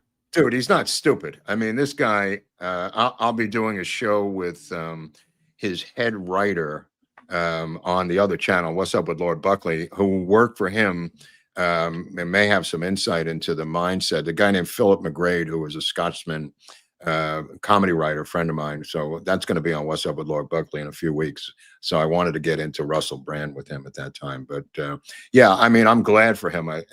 He's a good guy, and he doesn't deserve to be railroaded the rest of his life. I mean, they'll do a Julian Assange on him. Yeah, I'm not sure where it's going to go. Okay, you sent me this about Paramount delaying the $35 million settlement. Yeah, I think the negotiations kind of hit a snag, and it's really that they're claiming that CBS is worried that they will be considered to be the victims, I don't know, the victims of a bribe by the Trump administration, that this would be perceived to be bribery, Eric. In other words, they're paying a bribe to Trump to get off their back because of the 60 Minutes debacle with Kamala Harris. And what's his name's widow is now trying to sell the entire, the whole kit and caboodle, and the FCC is up her ass. So this thing, I think they had to reevaluate where they were. It's not, I don't think it's about the money, the number 35, because it's been all over the map, that number. And it seemed like they were reaching a quote unquote financial settlement when all of a sudden it hit this snag. Of course, the Trump lawyers just said, well, we're ready to, raise it back to the original price if that's what you want, to settle. I mean, he's driving this train. They're not in the driver's seat, Paramount. Let me put it that way. All right. What else is I just literally just saw this headline when I was pulling that up. Meta CEO Zuckerberg horrified staffers with his Joe Rogan chat transformation into MAGA Mark. Oh my God. What a great headline. Yeah, no kidding. But this guy is not exactly MAGA. Okay. Oh, no, I would 2025. Yeah, that's when he was busy kissing the ring trying to get his well, I think he saw the handwriting on the wall about legislation also, that he was just trying to get ahead of the curve, and a lot of other people are trying to get. I mean, Jeff Bezos jumped on the train. I mean, a lot of people saw, which I think is eventually going to trickle down to Google and YouTube, freeing them up from their, harsh ways. Is that the Google guy next to Musk?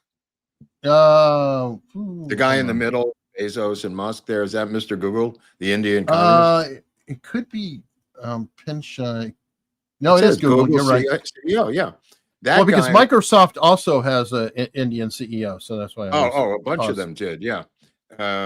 Famously, Dorsey had that Indian woman lawyer who was basically running the company, if I recall, when they were famous. Yeah, he had Vin something V.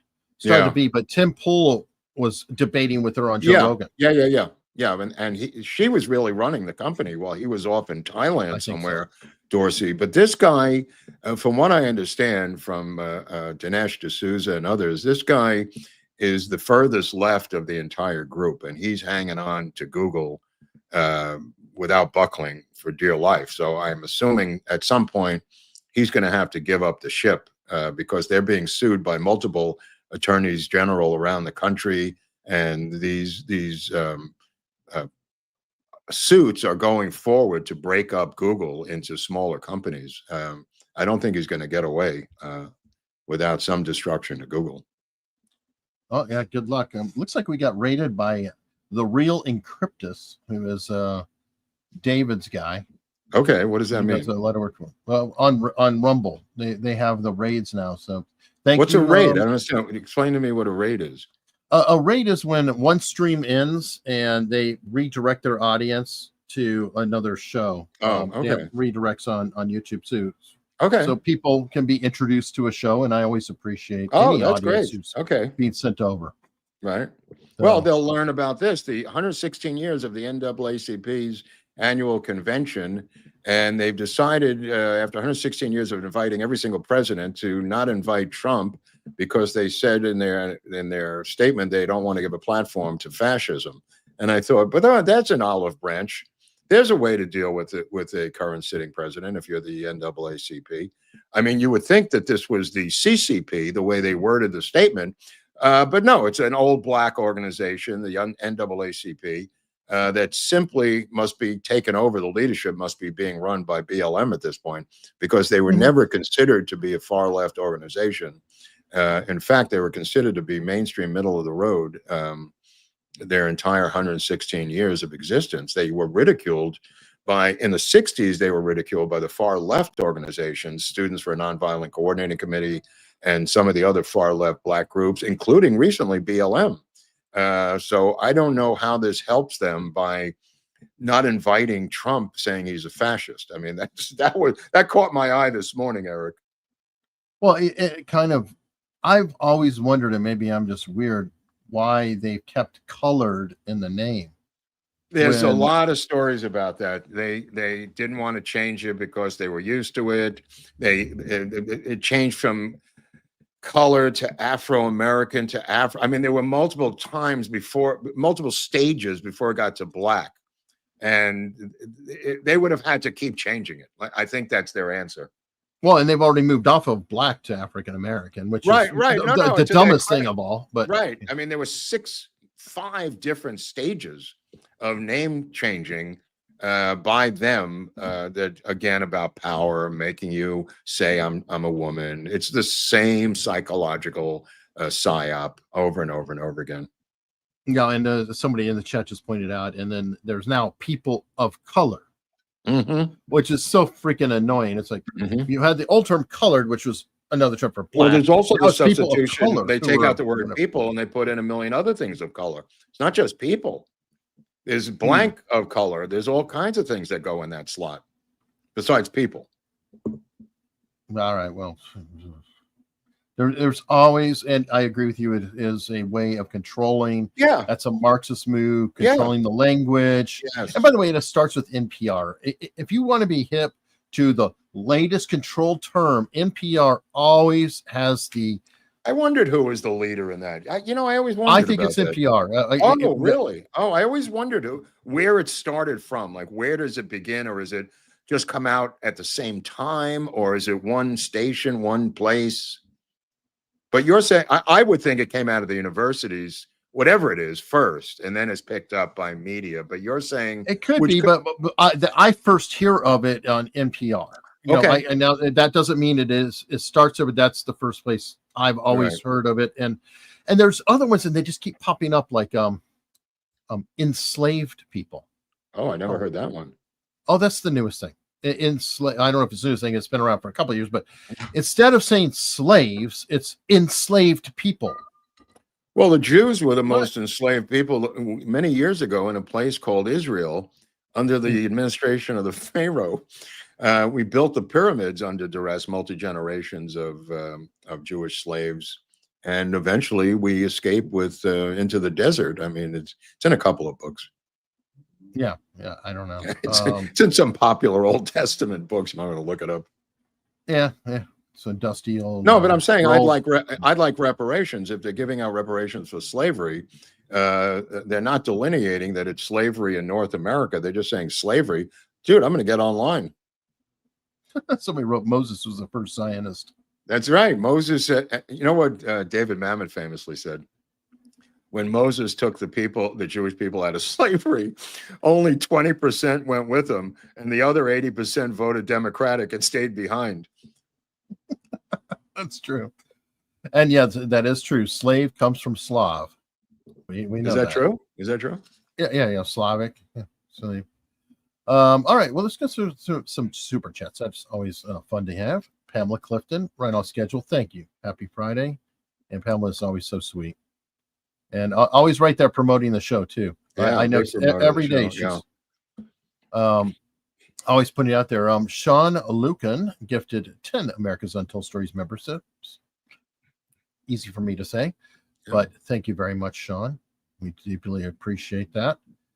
And we started to get demonetized again, folks. So it does help a lot when these come through. I don't know what we said, but whatever. Law and Crimes Network said Mark Groubert was on Epstein Island. I wish I was. Let me tell you something. I was a guy that didn't get to go. I wish I was on that island. What an asinine remark anyway. Perk Halter.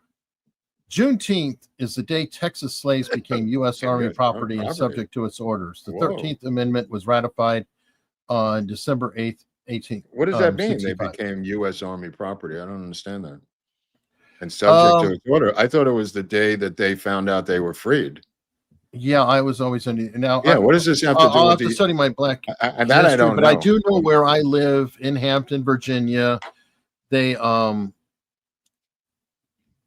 the slaves were held here as under the to protect them. The U.S. Army was protecting them in this area after the local residents were so angry they burned their own town down. Well, you could find out about the original slaves right here in this movie that Eric, I think, has put on to Locals, right, Eric?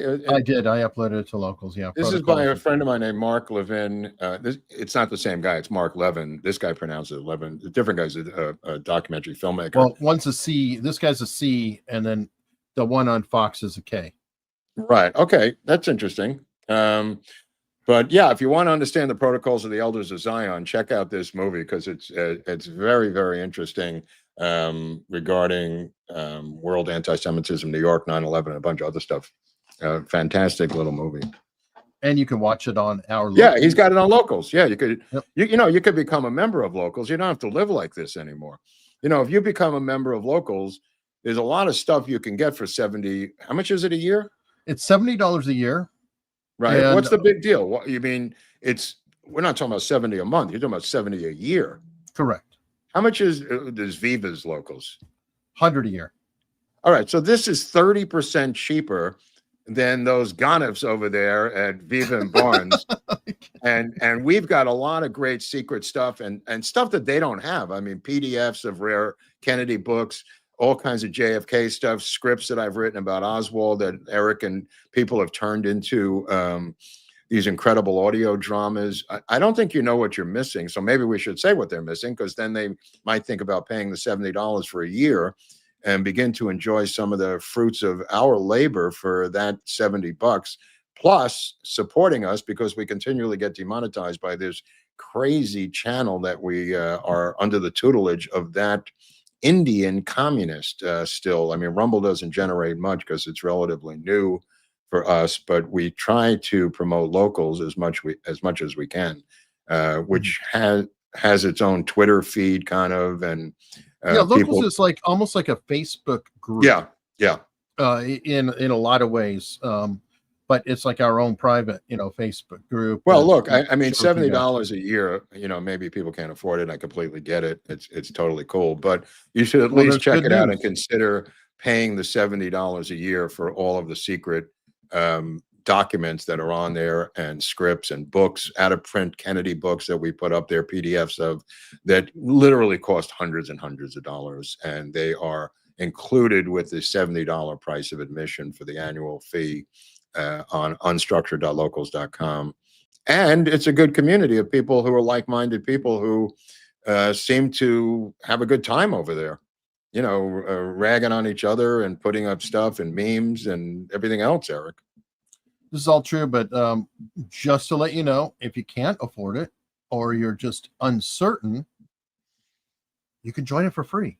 Come on. You can have the basic membership level. There's still stuff we put out there for everybody who is a free member, and you could check it out. It sounds like a cult to T. Gaggiotti. Okay, well, go check it out. But let me just say this. You can also, if the ads are driving you crazy, if you're not watching this live, you could watch it on unstructured.locals.com without ads. And the people who are driven crazy by ads, no matter how many times I tell them this, they may want to be masochists and self-inflict ads upon themselves and not go over there. But you could watch it ad-free. Right, Eric? Yeah. Everybody can. Free members can. Paid members can. And there's no censorship like there is, more importantly for me, like there is on YouTube. So when we go over for the after party, we can speak freely, which we can't do here. Let me just put it that way. No. No. But here's my movie pick of the week. Protocols of the Elders of Zion. And this is JFK Revisited, which I really recommend. If you want everything explained to you in one DVD, this is a 2 DVD set. It's a 2-part set. There's a Blu-ray if you have Blu-ray, but it's basically the entire documentary, which is I think it's 8 hours of. This is the Blu-ray version here, but you get both in the same box, so it's well worth it. I've never seen that happen before, where you get Blu-ray and regular. I don't know that's happening more and more. It's happening a lot, right? Yeah, especially because the DVDs are like 20 cents to manufacture. Yeah, I know. They're nothing, and by doing that, they can put the packaging in one box, call it a great deal. People are going for the highest quality thing, but then they're like, "Oh, I got the step down version too, so yay!" For a while, they were doing digital downloads, so you could buy a box and you could get like all 3 versions. This has every major player in the JFK research community in one documentary series. It's spoken by Donald Sutherland, and it's split with Whoopi Goldberg, which I don't understand. That's the only bad part. That's the only bad part. Well, I don't want to deceive anybody. But there's very little voiceover. Anyway, it's very little voiceover, but it's mostly Oliver talking on camera. With all these other people that he's interviewing about the autopsy and about everything else. It goes straight through the linear from the beginning to the end, and well worth it. And the reason I'm mentioning it is because Eric and I are going to be down in Dallas on November 22nd at the Lancer conference, which is starting to sell tickets. If you're coming from far away and need to plan an event, we're going to be doing a major seminar down there on the history of American cinema regarding political assassinations with Robert Groden and myself, analyzing these different films in the American cinema zeitgeist. Use this code Untold 10 to buy a ticket. You get I think a 10% discount off the ticket. You could buy a virtual ticket, or if you prefer, actually being there and having which is better. You get to dinner with us and meeting with us and meeting everybody else who's down there at this thing. If you've never been to a JFK conference, I strongly recommend you check out this year's Lancer conference, because it's well worth it. And a lot of people follow our channel who go to these things. We were quite surprised, Eric and I, how many fans of America's Untold Stories were down there at the time we went down there 2 years ago. We didn't go last year because Eric had jury duty, but we're going back this year with this panel discussion and visual demonstration of these films, which we can't do for copyright reasons here on YouTube and Rumble and everywhere else, but we are going to do it there with a film expert named Robert Groden, who will also input his expertise on the Zapruder film and everything surrounding the assassination in terms of films. We'll discuss the Nix films and these other films with Robert live. And then there's a dinner and you get to meet everybody else. And there's swag and there's merch, and it's a whole big convention. Well worth it. This is the grandfather of the major conventions on JFK, and it's really eye-opening. I mean, the first one I went to was 2 years ago, which we made a presentation, but the amount of knowledge in there is breathtaking. Just various people that you've heard about, read about, that books are there. They are there explaining their things. It's quite overpowering. And if you never did it, if you're coming from the UK or Canada or Australia, you may want to get a jump on this by getting involved now in the summer, because we're almost into July, and it'll come up pretty fast in November. I think you could put your phone up by that thing, Eric, or no?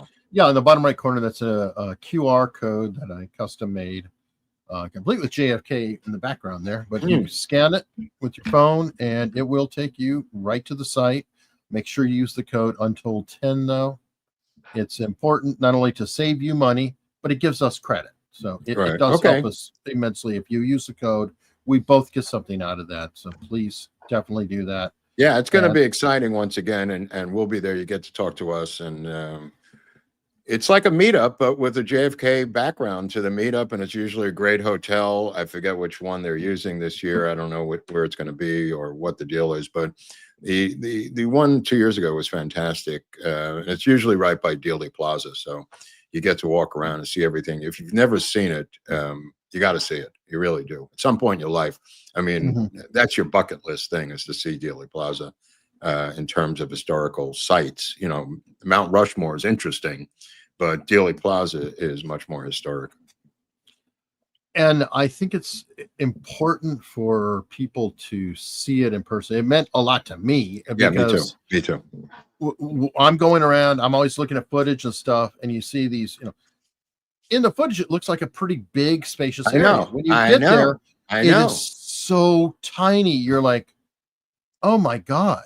Well, not only that, they threatened to knock it down a couple of years ago, and they fought them back because the people in Dallas want to get rid of it. Temporarily, from what I understand, Groden would know more about it than me, but temporarily they've been pushed back in the destruction and remodeling, quote unquote, of Dealey Plaza. So you see it before it's gone, people. I think your children should see it, and you should see it and take some film of your own with your own cameras to see the scope of the thing, because it is tiny. It is tiny. I think somebody figured out how to stop them. Yeah. And it's because it was one of the FDR's projects, and those are all considered historic. Oh, interesting. Remember, what was that program called that he had all the people do? But the that WPA? I think it was one of his WPA projects. Yeah. And those are all protected, you know, as National Historic Landmarks. So ironically, I think it's a pretty neat angle in there. So you say, hey, you can't do that. That's a, you know, that's a WPA project. Right. So clever lawyers. All right. Daniel Friedrichs is a new member. Thank you, Daniel. He's the heir to the air conditioning fortune, that guy. He doesn't care. Friedrichs Air Conditioning. All right. His great-great-grandfather invented Friedrichs Air Conditioning, which is one of the coolest companies ever. All right. George Toss said, thanks for covering the waterfront. I think we covered quite a bit of the waterfront here. You know, Kazan famously named names. Don't forget that. Okay. The director of On the Waterfront. He actually named names, which put him into the commie doghouse for years. Ely Kazan. All right. Anthony Madison said Trump's fault. Yeah, he's probably right about that. I'm not sure which fault. I think he's saying it's $5 Australian. Sarcastically, but thanks for the $5. And then just an opinion, Eric. How do you feel about a virtual computer? I bought a computer with Windows 11 and it crashed after a week. What is he, a service employee, Eric? Dude, they ask you these questions as if you're going to come over and fix their air conditioning.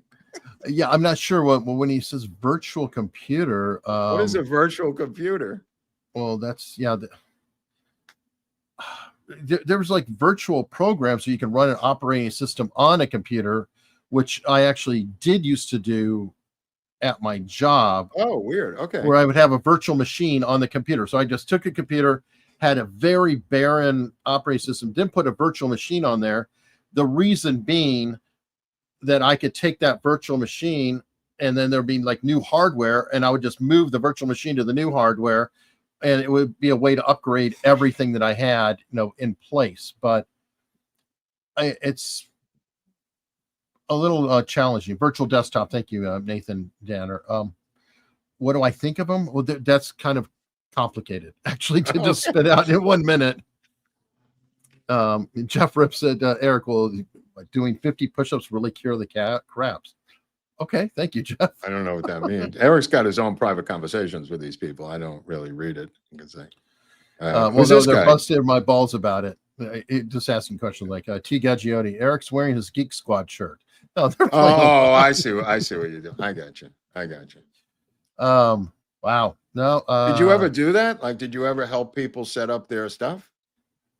No, I used to work for Gateway. Oh, I didn't know that. That didn't even come out in the interview. Dude, sorry. Dude, I do an entire interview. You don't even tell me that you work for Gateway. Did you ask? I didn't know enough to ask. Why would I ask that? Yes, I worked for Gateway, the Gateway, the cow company when I got out of the Army, and I built computers. Yes, for did not know that. many years. You should go over and see the interview with Eric Hunley. Barnes and his sister were fascinated by it, and so was Viva, and apparently 20,000 other people, according to the totals who've watched this thing. An amazing story of Eric Hunley over there on What's Up with Lord Buckley. Yeah, it can be summed up by Tata Toothy in one word. Nerd. No, that's not true at all. That is definitely not true. That is not I am true. a nerd. I don't care. He embraces the nerd. No, you know what? All I feel a nerd is somebody who is somebody who's passionate about something, because you could be a baseball card nerd. Okay. You could be an auto nerd. A nerd just means you really care about something and you spend the time to. So is Revenge of the Nerds your favorite movie, or? I like that movie. I knew you were going to say that. It's a good movie. Okay. All right. Had a couple of sequels. I mean, yeah, it's not exactly high. No, but there. But I like Porky's too. So what do you? Like? I knew you were going to say Porky's for some reason. Porky's is one of the 9 million spin-offs of National Lampoon's Animal House that came out of that genre-creating film from National Lampoon. But Porky's was one of them. Yeah.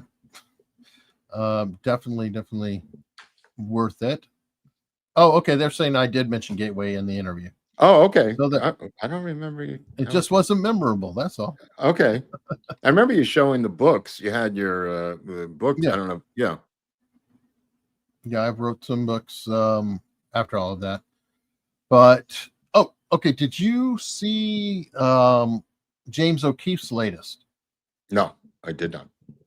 Okay, well, this I just saw coming across today.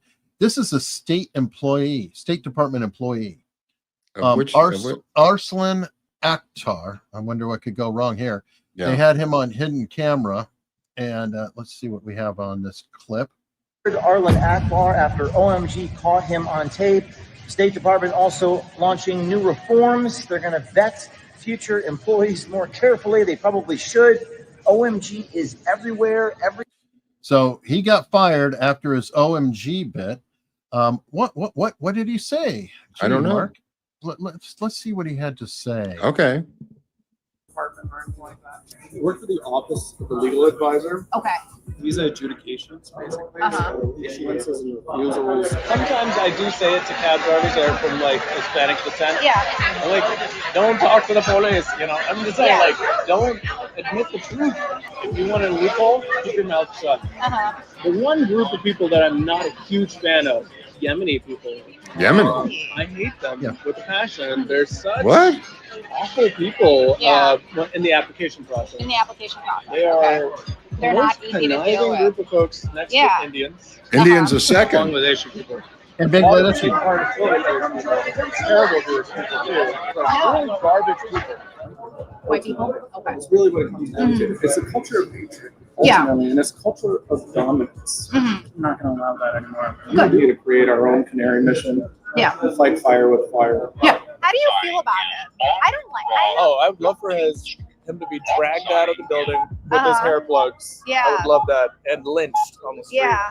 Wow. He's such a nice guy. I mean, holy crap. That's who's in there, though. Wow. Keep in mind, there's thousands of people potentially in the State Department, all these other government departments. And I guess he was a contractor, but not a good guy.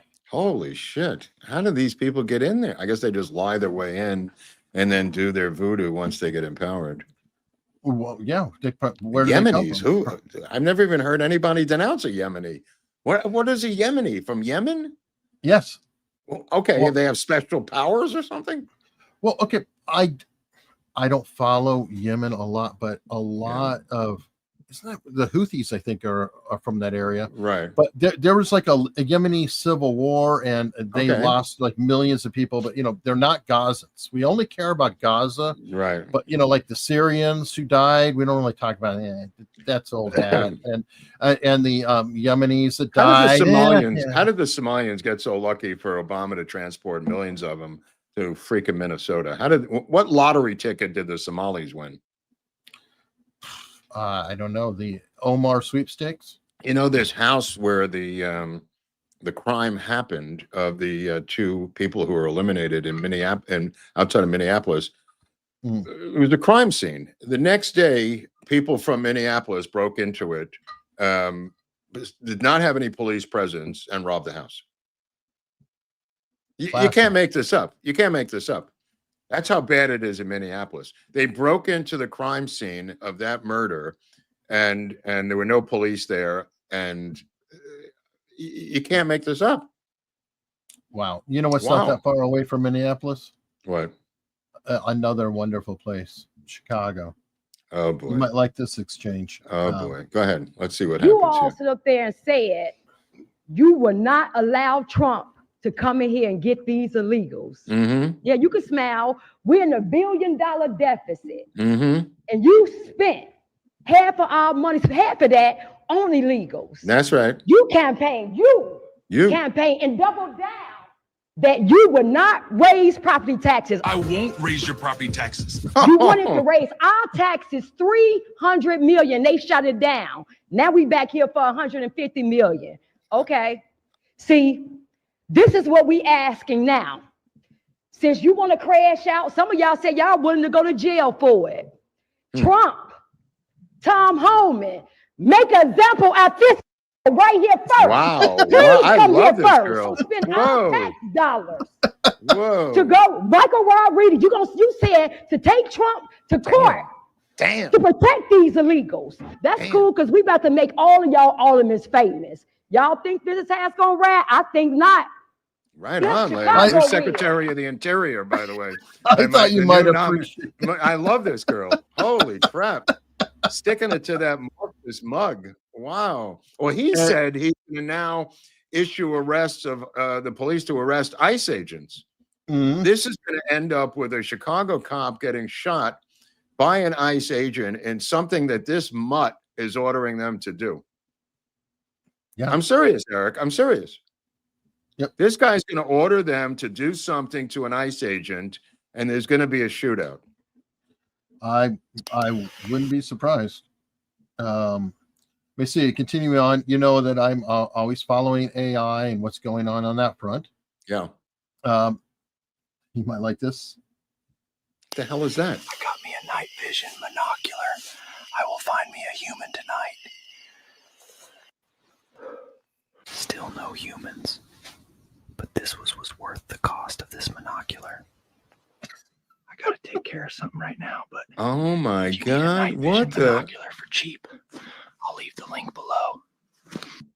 Oh That's my an actual God. ad. Oh, I got it. They're spending out these AI ads, and you know that. Well, commercial it's gonna actors' turn- days are numbered. I mean, why do I need to hire an actor for a commercial? Exactly. But I think that you're going to be seeing like 85-90% of all ads before long. It saves you 80% of the money. I mean, and residuals. Even more than I that. mean, you Mark, because can't really don't have do a it- film crew. You don't have a camera. You don't have lighting. You don't have the actors. You don't have anything. And not only that, you can control the creative process and test it, and fix it and tinker with it. You know, by tinkering with that before a screening and say, okay, we think this is not that funny or whatever, and revamp it. And you just saw that actually was kind of funny. It was. No, that was pretty damn good. It's like AI or not, that was a funny They're story. finished. That whole workforce is finished. Commercial acting. They're finished. We were talking about you mentioned AI screenwriting. OnlyFans. You know how you have the OnlyFans models who are answering the fans or whatever. Well, now AI is doing a lot of that. But then I'm saying that the actual OnlyFans performers are going to be AI before too long. Wait a minute. That's gone too far, Hunley. That's a bridge too far. It's true. It's like your sex robots. I want my money back. I want my money back. This is outrageous. There's got to be a stamp on there saying this is not an AI. You have to have a stamp, and you could choose which one you want, a human being or an AI. The AI one might be even hotter, but you may want to just go human. Yeah, I don't even know on that. Oh, and I saw this story go by, and this is just wild. I don't know if you saw, this is like a military advisor. The one on the left or the right? Well, they're going to talk to her. These two are just two reporters. They're doing a call out. So check With us now is former Defense Intel Agency officer Rebecca Koffler.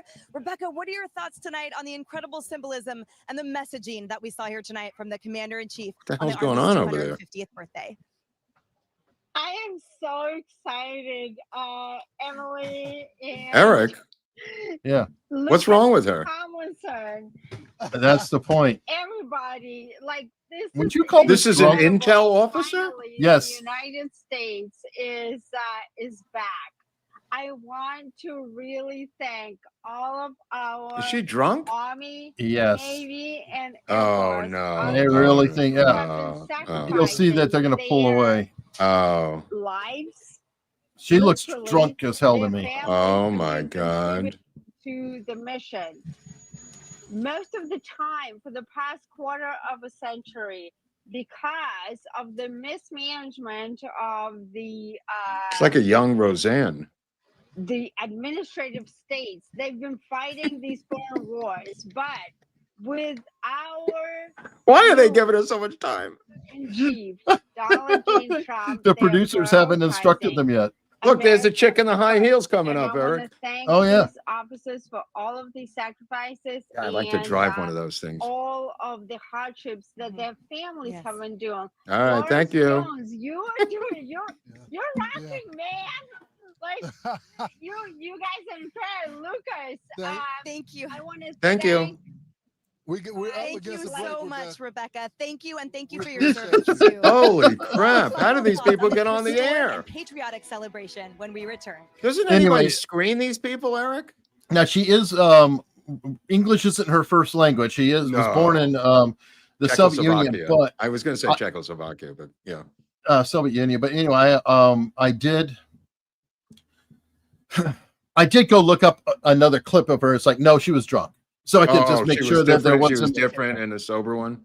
Oh yes. Yeah. That's she had an accent, but she went. I mean, she was really trying to put those words and the concepts. It's like, look, I've done that in the past, so I know. Who hasn't? Apparently, even Viva has. Yeah. As you discovered. Did you know everything in that interview about Viva? Not all the details. No. Okay. Because I didn't know any of that crap. I mean, I was like, completely. But you couldn't let him finish a kidnapping story. I wanted to throttle. He said he paid his father paid the the camel. I don't understand. The father. I know we had to get back to it. I know, but we were jumping around on purpose. We were having fun, but and he's able to do it. Very few people could do what he did, and it's kind of a fun jujitsu thing of storytelling. But he did get back to the fact that I couldn't figure out if it was actually a ransom or a hustle for a ride. You know what I mean? By Egyptians. It could very well have been. It had all the earmarks, like taking his hat away to distract him while they're rolling on the camel. And if there's enough money there, I didn't want to steal his time, but I think I told you the story of my parents going my brothers to Egypt. My brother Keith brought like 50 Sony Walkmans with him and sold them out in the desert to these Egyptians who stole every one of them and left him out in the desert to die. And this schmuck got robbed by these Egyptians and he had to walk back to the hotel. It took him an entire day to get back. And my parents were freaking out as to where he was. And he thought he was going to hustle these Egyptians by selling them 50 Sony Walkmans. And he almost died in the desert. Wow. Yeah. Amazing. Okay. Well, we're talking about grifters. And we started earlier in the show. I want everybody to see this because this is, especially to all of you who have served in the military and have respect for the military. I want you to look at the advice that's being given by Miss Candace here. Okay. LG19 writes, serious question, will there be jobs or community military members can join when I get a dishonorable discharge for not contributing to delete people or my body for the interests of a certain foreign nation benefit? I love this question. I do believe that if war in Iran is on the agenda, and that appears so, get dishonorably discharged. Who cares? Wow. Who cares? Why should you go die in a foreign land? You now have the benefit of 2020. You can see, think about those men and those women who died because they were pitched that they were serving their country because there were weapons of mass destruction, right? They were serving their country because the Taliban. Go ahead and throw away your life. Wow. Go ahead and set it up to have trouble getting any kind of employment in the future, lose any kind of benefits you might have. Why not just destroy your reputation and legacy? Is there any level that she won't descend to at this? I mean, every time I see her, which is not that often, it's like a new level of hell with this broad. Yeah. I mean, she's telling people to desert and literally to not follow military protocol and get out because of who's involved. I agree. Wow. I agree. Wow. I don't even know people on the left who would say that. Yeah, it's encouraging people to just honorably discharge just blows my How do you have mind. a defense system where people cherry pick and whatever war they or conflict or even engagement that they're sent to? Yeah, you really don't. And it's like you're in the wrong place if you think that anyway. Oh, yeah, by the way, somebody pointed out here, I'd have to confirm it. Hold on. Yeah, the loss of Second Amendment rights. Oh my God, it's equivalent to a felony. Yeah, wow, it essentially is. I mean, it's, and again, if you're against that, there are means. You can go in the military, you can fight, and you could try to get out through another means. But it's a horrible. What is horrible wrong thing. with this bitch? What the hell is wrong with her? Is it just money? Is it just money, or is it some political awakening she's had? Well, okay, somebody actually wrote in the comments, or no, on X, that she was somehow awakened by Tom O'Neill's chaos. Yeah, And what I did was that like, mean? I read that. I What does read that have too, to and do I with interviewed anything? the author, and I'm like, okay, hold on, I don't remember much about Israel or Jews or anything. So I was like, There's nothing hold about on. that in the Well, entire I book. found PDF. I searched the damn PDF for the my word God, Israel, Good work, Eric. Good and I work. found zero. Zero. The word Israel was never used in the entire I think book. I would remember that. I have the book on my shelf, and I've spoken to him Now, myself. the word Jews was used twice, Jack and Ruby. it was Jack Ruby, of course. Yeah. saying that he didn't want people to think that the Jews weren't loyal. Right. Or When Charlie West was cowardice. talking to him. Cowardice, I think, also. Right, but that's it. And I'm like, woo! What? Wow. So she doesn't even have sources for her insanity. Either that, or supposedly maybe that sent her into the MK Ultra, and then people like to label MK Ultra, and then that could send to another rabbit hole. But it is just, she's always been a grifter, dude. That's all I can say. I haven't followed her She that first closely. came but, on the scene, but she's calling them children of Satan now, so it's really beyond anything that we've ever seen before. For a social platform. Yeah. I mean, with those kind of numbers, I mean. Yep, but sadly, she does have millions of people. Yeah. Millions and millions. Yeah, I would not be upset if something autopsy. bad happened to her. Yeah, that's it. Thank you, Nathan. What's social autopsy? What does that mean? Before anybody knew who Candace Owens was, she created what she called social autopsy, which was about collecting names. It's kind of Me Too oriented. And creating lists of bad people who say bad things, supposedly. That's weird.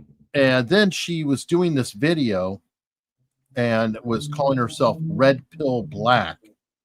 And she did a video that was her talking to her parents about coming out as a right winger. It was very, very cheesy, but it caught fire. Because I mean, let's be honest, there's not a lot of young, attractive Black women that, you know, famously in the conservative movement. So they're like, oh, wow, look at, isn't this great? That caught fire. So then all of a sudden she started to come in. Oh, now I'm a conservative. She got on with Dave Rubin. Rubin helped put her on the map. Rubin also put Jordan Peterson on the map, by the way. A lot of people don't realize that. They think Joe Rogan, but Rubin made Jordan Peterson noticeable. He toured with it. He toured with him. Yeah, he did. Yeah. It was like the opening act. Yes. Yeah, for a while. He also put Gad Saad on the map. Gad Saad he's a strange guy, that Gad. He's a contrarian type guy, I think. He's a bit grumpy. He's kind of a contrarian, I think. He can be hilarious, and his writing is solid. Yeah. But and I appreciate his work with the he calls it the mind virus. I forgot the book's name, Parasite. I read it, but I forgot the name. But does good work. But yeah, he's a lot like Scott Adams in that. Scott Adams. Yeah, and in a way, Bill Maher. Yeah. It was the ultimate contrarian. So are you saying that Gad Saad's kind of like a Jersey asshole via Lebanon? Yeah. A Lebanese asshole. Yeah, I'm sure there's others. It must be a model type. But yeah, Jon Stewart's from there, from Jersey. He's another Jersey asshole. It's a type. People in New York know what I'm talking about. Okay. Let's see. Kirk Bertholder said U.S. contraband policy forced freedmen to work. Contraband was the word I was looking for. Who's down freedmen? the road from freedmen. I think. Freedmen. I'm sorry. I think it might have been, should have been two words, but anyway. Right. Freedmen were U.S. contraband policy. They called the former slaves contraband, and they kept them down by the Emancipation Tree, which is also here in Hampton. Oh, okay. So interesting. Dr. Evil 814. That is a great question. Oh, yeah. Where's the coffee? Fantastic. Where is the coffee? You know what? I just ordered some more coffee today, as a matter of fact. He's looking around for it. And I'm looking right now. I definitely could use some of it, but here is the coffee. Oh, you asked Dr. Evil, and I shall provide. Here is the coffee and the links to get it. We have two flavors. We have the original America's Untold Story Supreme Breakfast Blend, and the new flavor, which is the Magic Bullet Blend. I actually just finished the Magic Bullet Blend yesterday, and I've started a bag of the Supreme Breakfast Blend. That's what I'm doing now. Is I go one bag of one, drink it all the way through. Do you go back and forth, or you just switch over when they're gone? You don't switch over when they're gone. I go, but I go through a bag every couple of weeks, something like that. Is it a dime bag, or are you just going through how many? What size is the bag? No, the bag is a pound. Right. Oh, it's a pound. Right. That's right. I have one myself. I was going to say it's a pound bag. 3 scoops makes a 10 cup carafe, I guess, if you will. Yeah. In a coffee maker. Works great. Really love it. Highly. Does it have the date on it that it was roasted? I don't see one there, but you're saying it comes with a date on the bag? Yes. See where it says roast date? Yeah, it does have a roast date. A lot of times he'll roast it. If not to order, it'll only be roasted a couple days before you order. It's small supply, so it's very, very fresh.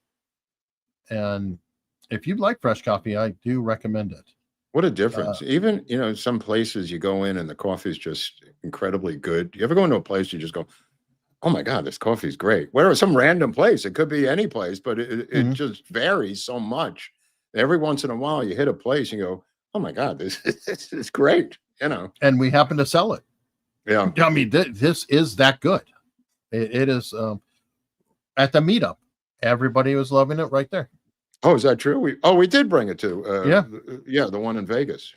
Yeah, so a lot of people got to try it there. And those guys might have been mobbed up. I don't want to say anything, but I was on my best behavior. There was some guys, they were bent noses. I paid and got out, as quickly as possible. There you go. All right, there was some rough guys there. All right, Justin opinion. Chris, I thought a virtual computer was cloud-based and all you needed is a monitor, no desktop needed. Am I wrong? there are cloud-based computers out there. They're usually servers that you're going to use. You would still need not only a monitor, but you also need a mouse and a keyboard, and you need some form of operating system to use it. So as an example, you might use a Chromebook and remote into something else, but you do still need a local terminal, if you will. Ironically speaking, all we've done with a lot of computing is we went from a mainframe to everybody having a personal computer and distributed systems to back to a mainframe, which is the cloud is kind of like a mainframe, only it's made up of a bunch of computers that are generating this. And you could have a virtual machine out there, but you're more likely, if you're doing a personal computer, fine with having something on your own. See, Deep Pockets Enterprise. Let's see. Subscribe to AUS or I'll shoot this dog. Well, I think he's referring to the National Lampoon cover, where famously that I wasn't there for the photo shoot, but they said that look from the dog came from them shooting the gun off near his head with blanks. And that startled look on his face was frozen by the photographer after they shot the gun off by his head. Yeah, as we've learned from our Rust coverage, they'd be in a heap of trouble if they were doing that on a film set. Yeah, no, I'm just saying. I don't even know if on a photo set if it was legal, but that's what I'm saying. Sometimes art is illegal. The deep, profound wisdom of art. Good art could be illegal. Let me put it that way. Anyway, yeah, that's not a cool thing to do. But you know what? We're going to head over to locals now, where we can say those many bad words, like the real word for unalive. Oh, I can't wait to get over there and talk. I know, isn't that cool? I mean, to actually speak English, our own language, and call things what they are. It's a remarkable thing. I hope the rest of you follow us over if you're not already there. Let me check. There's probably a couple hundred people hanging out right now. 216 people right now are over there hanging out, ready to see. Is Viva over there, or he just stays where he is? No, he's off doing whatever he's doing. I mean, the dude's not going to stay in one place for too long. You've been around him. Hello. Yeah. I bought his wife's children's coloring books of the brain. I have that. Yeah. I didn't. Yeah, I just ordered it. I didn't. Haven't gotten it yet. Yeah. And I put the link up on the other channel for her. Oh, definitely. Yeah. No. She does great work. It's kind of a weird position because she can't profit from it, so she has to make sure the money goes wherever. Right. He was trying to explain the limits of the work fees, I think. Right. Yeah. So that's got to be really frustrating. But I know. We'll continue that on local. Oh, okay. We'll talk about it over there. We'll talk behind Viva's back. If he's not going to come over there, we'll just talk about him when he's not there. Fair enough. And you know what? Before we go, just to let you know, Mark's new channel is What's Up with Lord Buckley. He did an interview with Viva Fry on Wednesday. My other channel where I do interviews is Eric Hunley, and I dropped the history of voter fraud yesterday, and people are responding to that, liking it quite a lot. It's with Eric Abenante, who is at Blaze TV. So really cool stuff. Check that out. If you're not going to be at locals, you can watch something else here on YouTube or wherever you are. But we'll see the rest of you momentarily.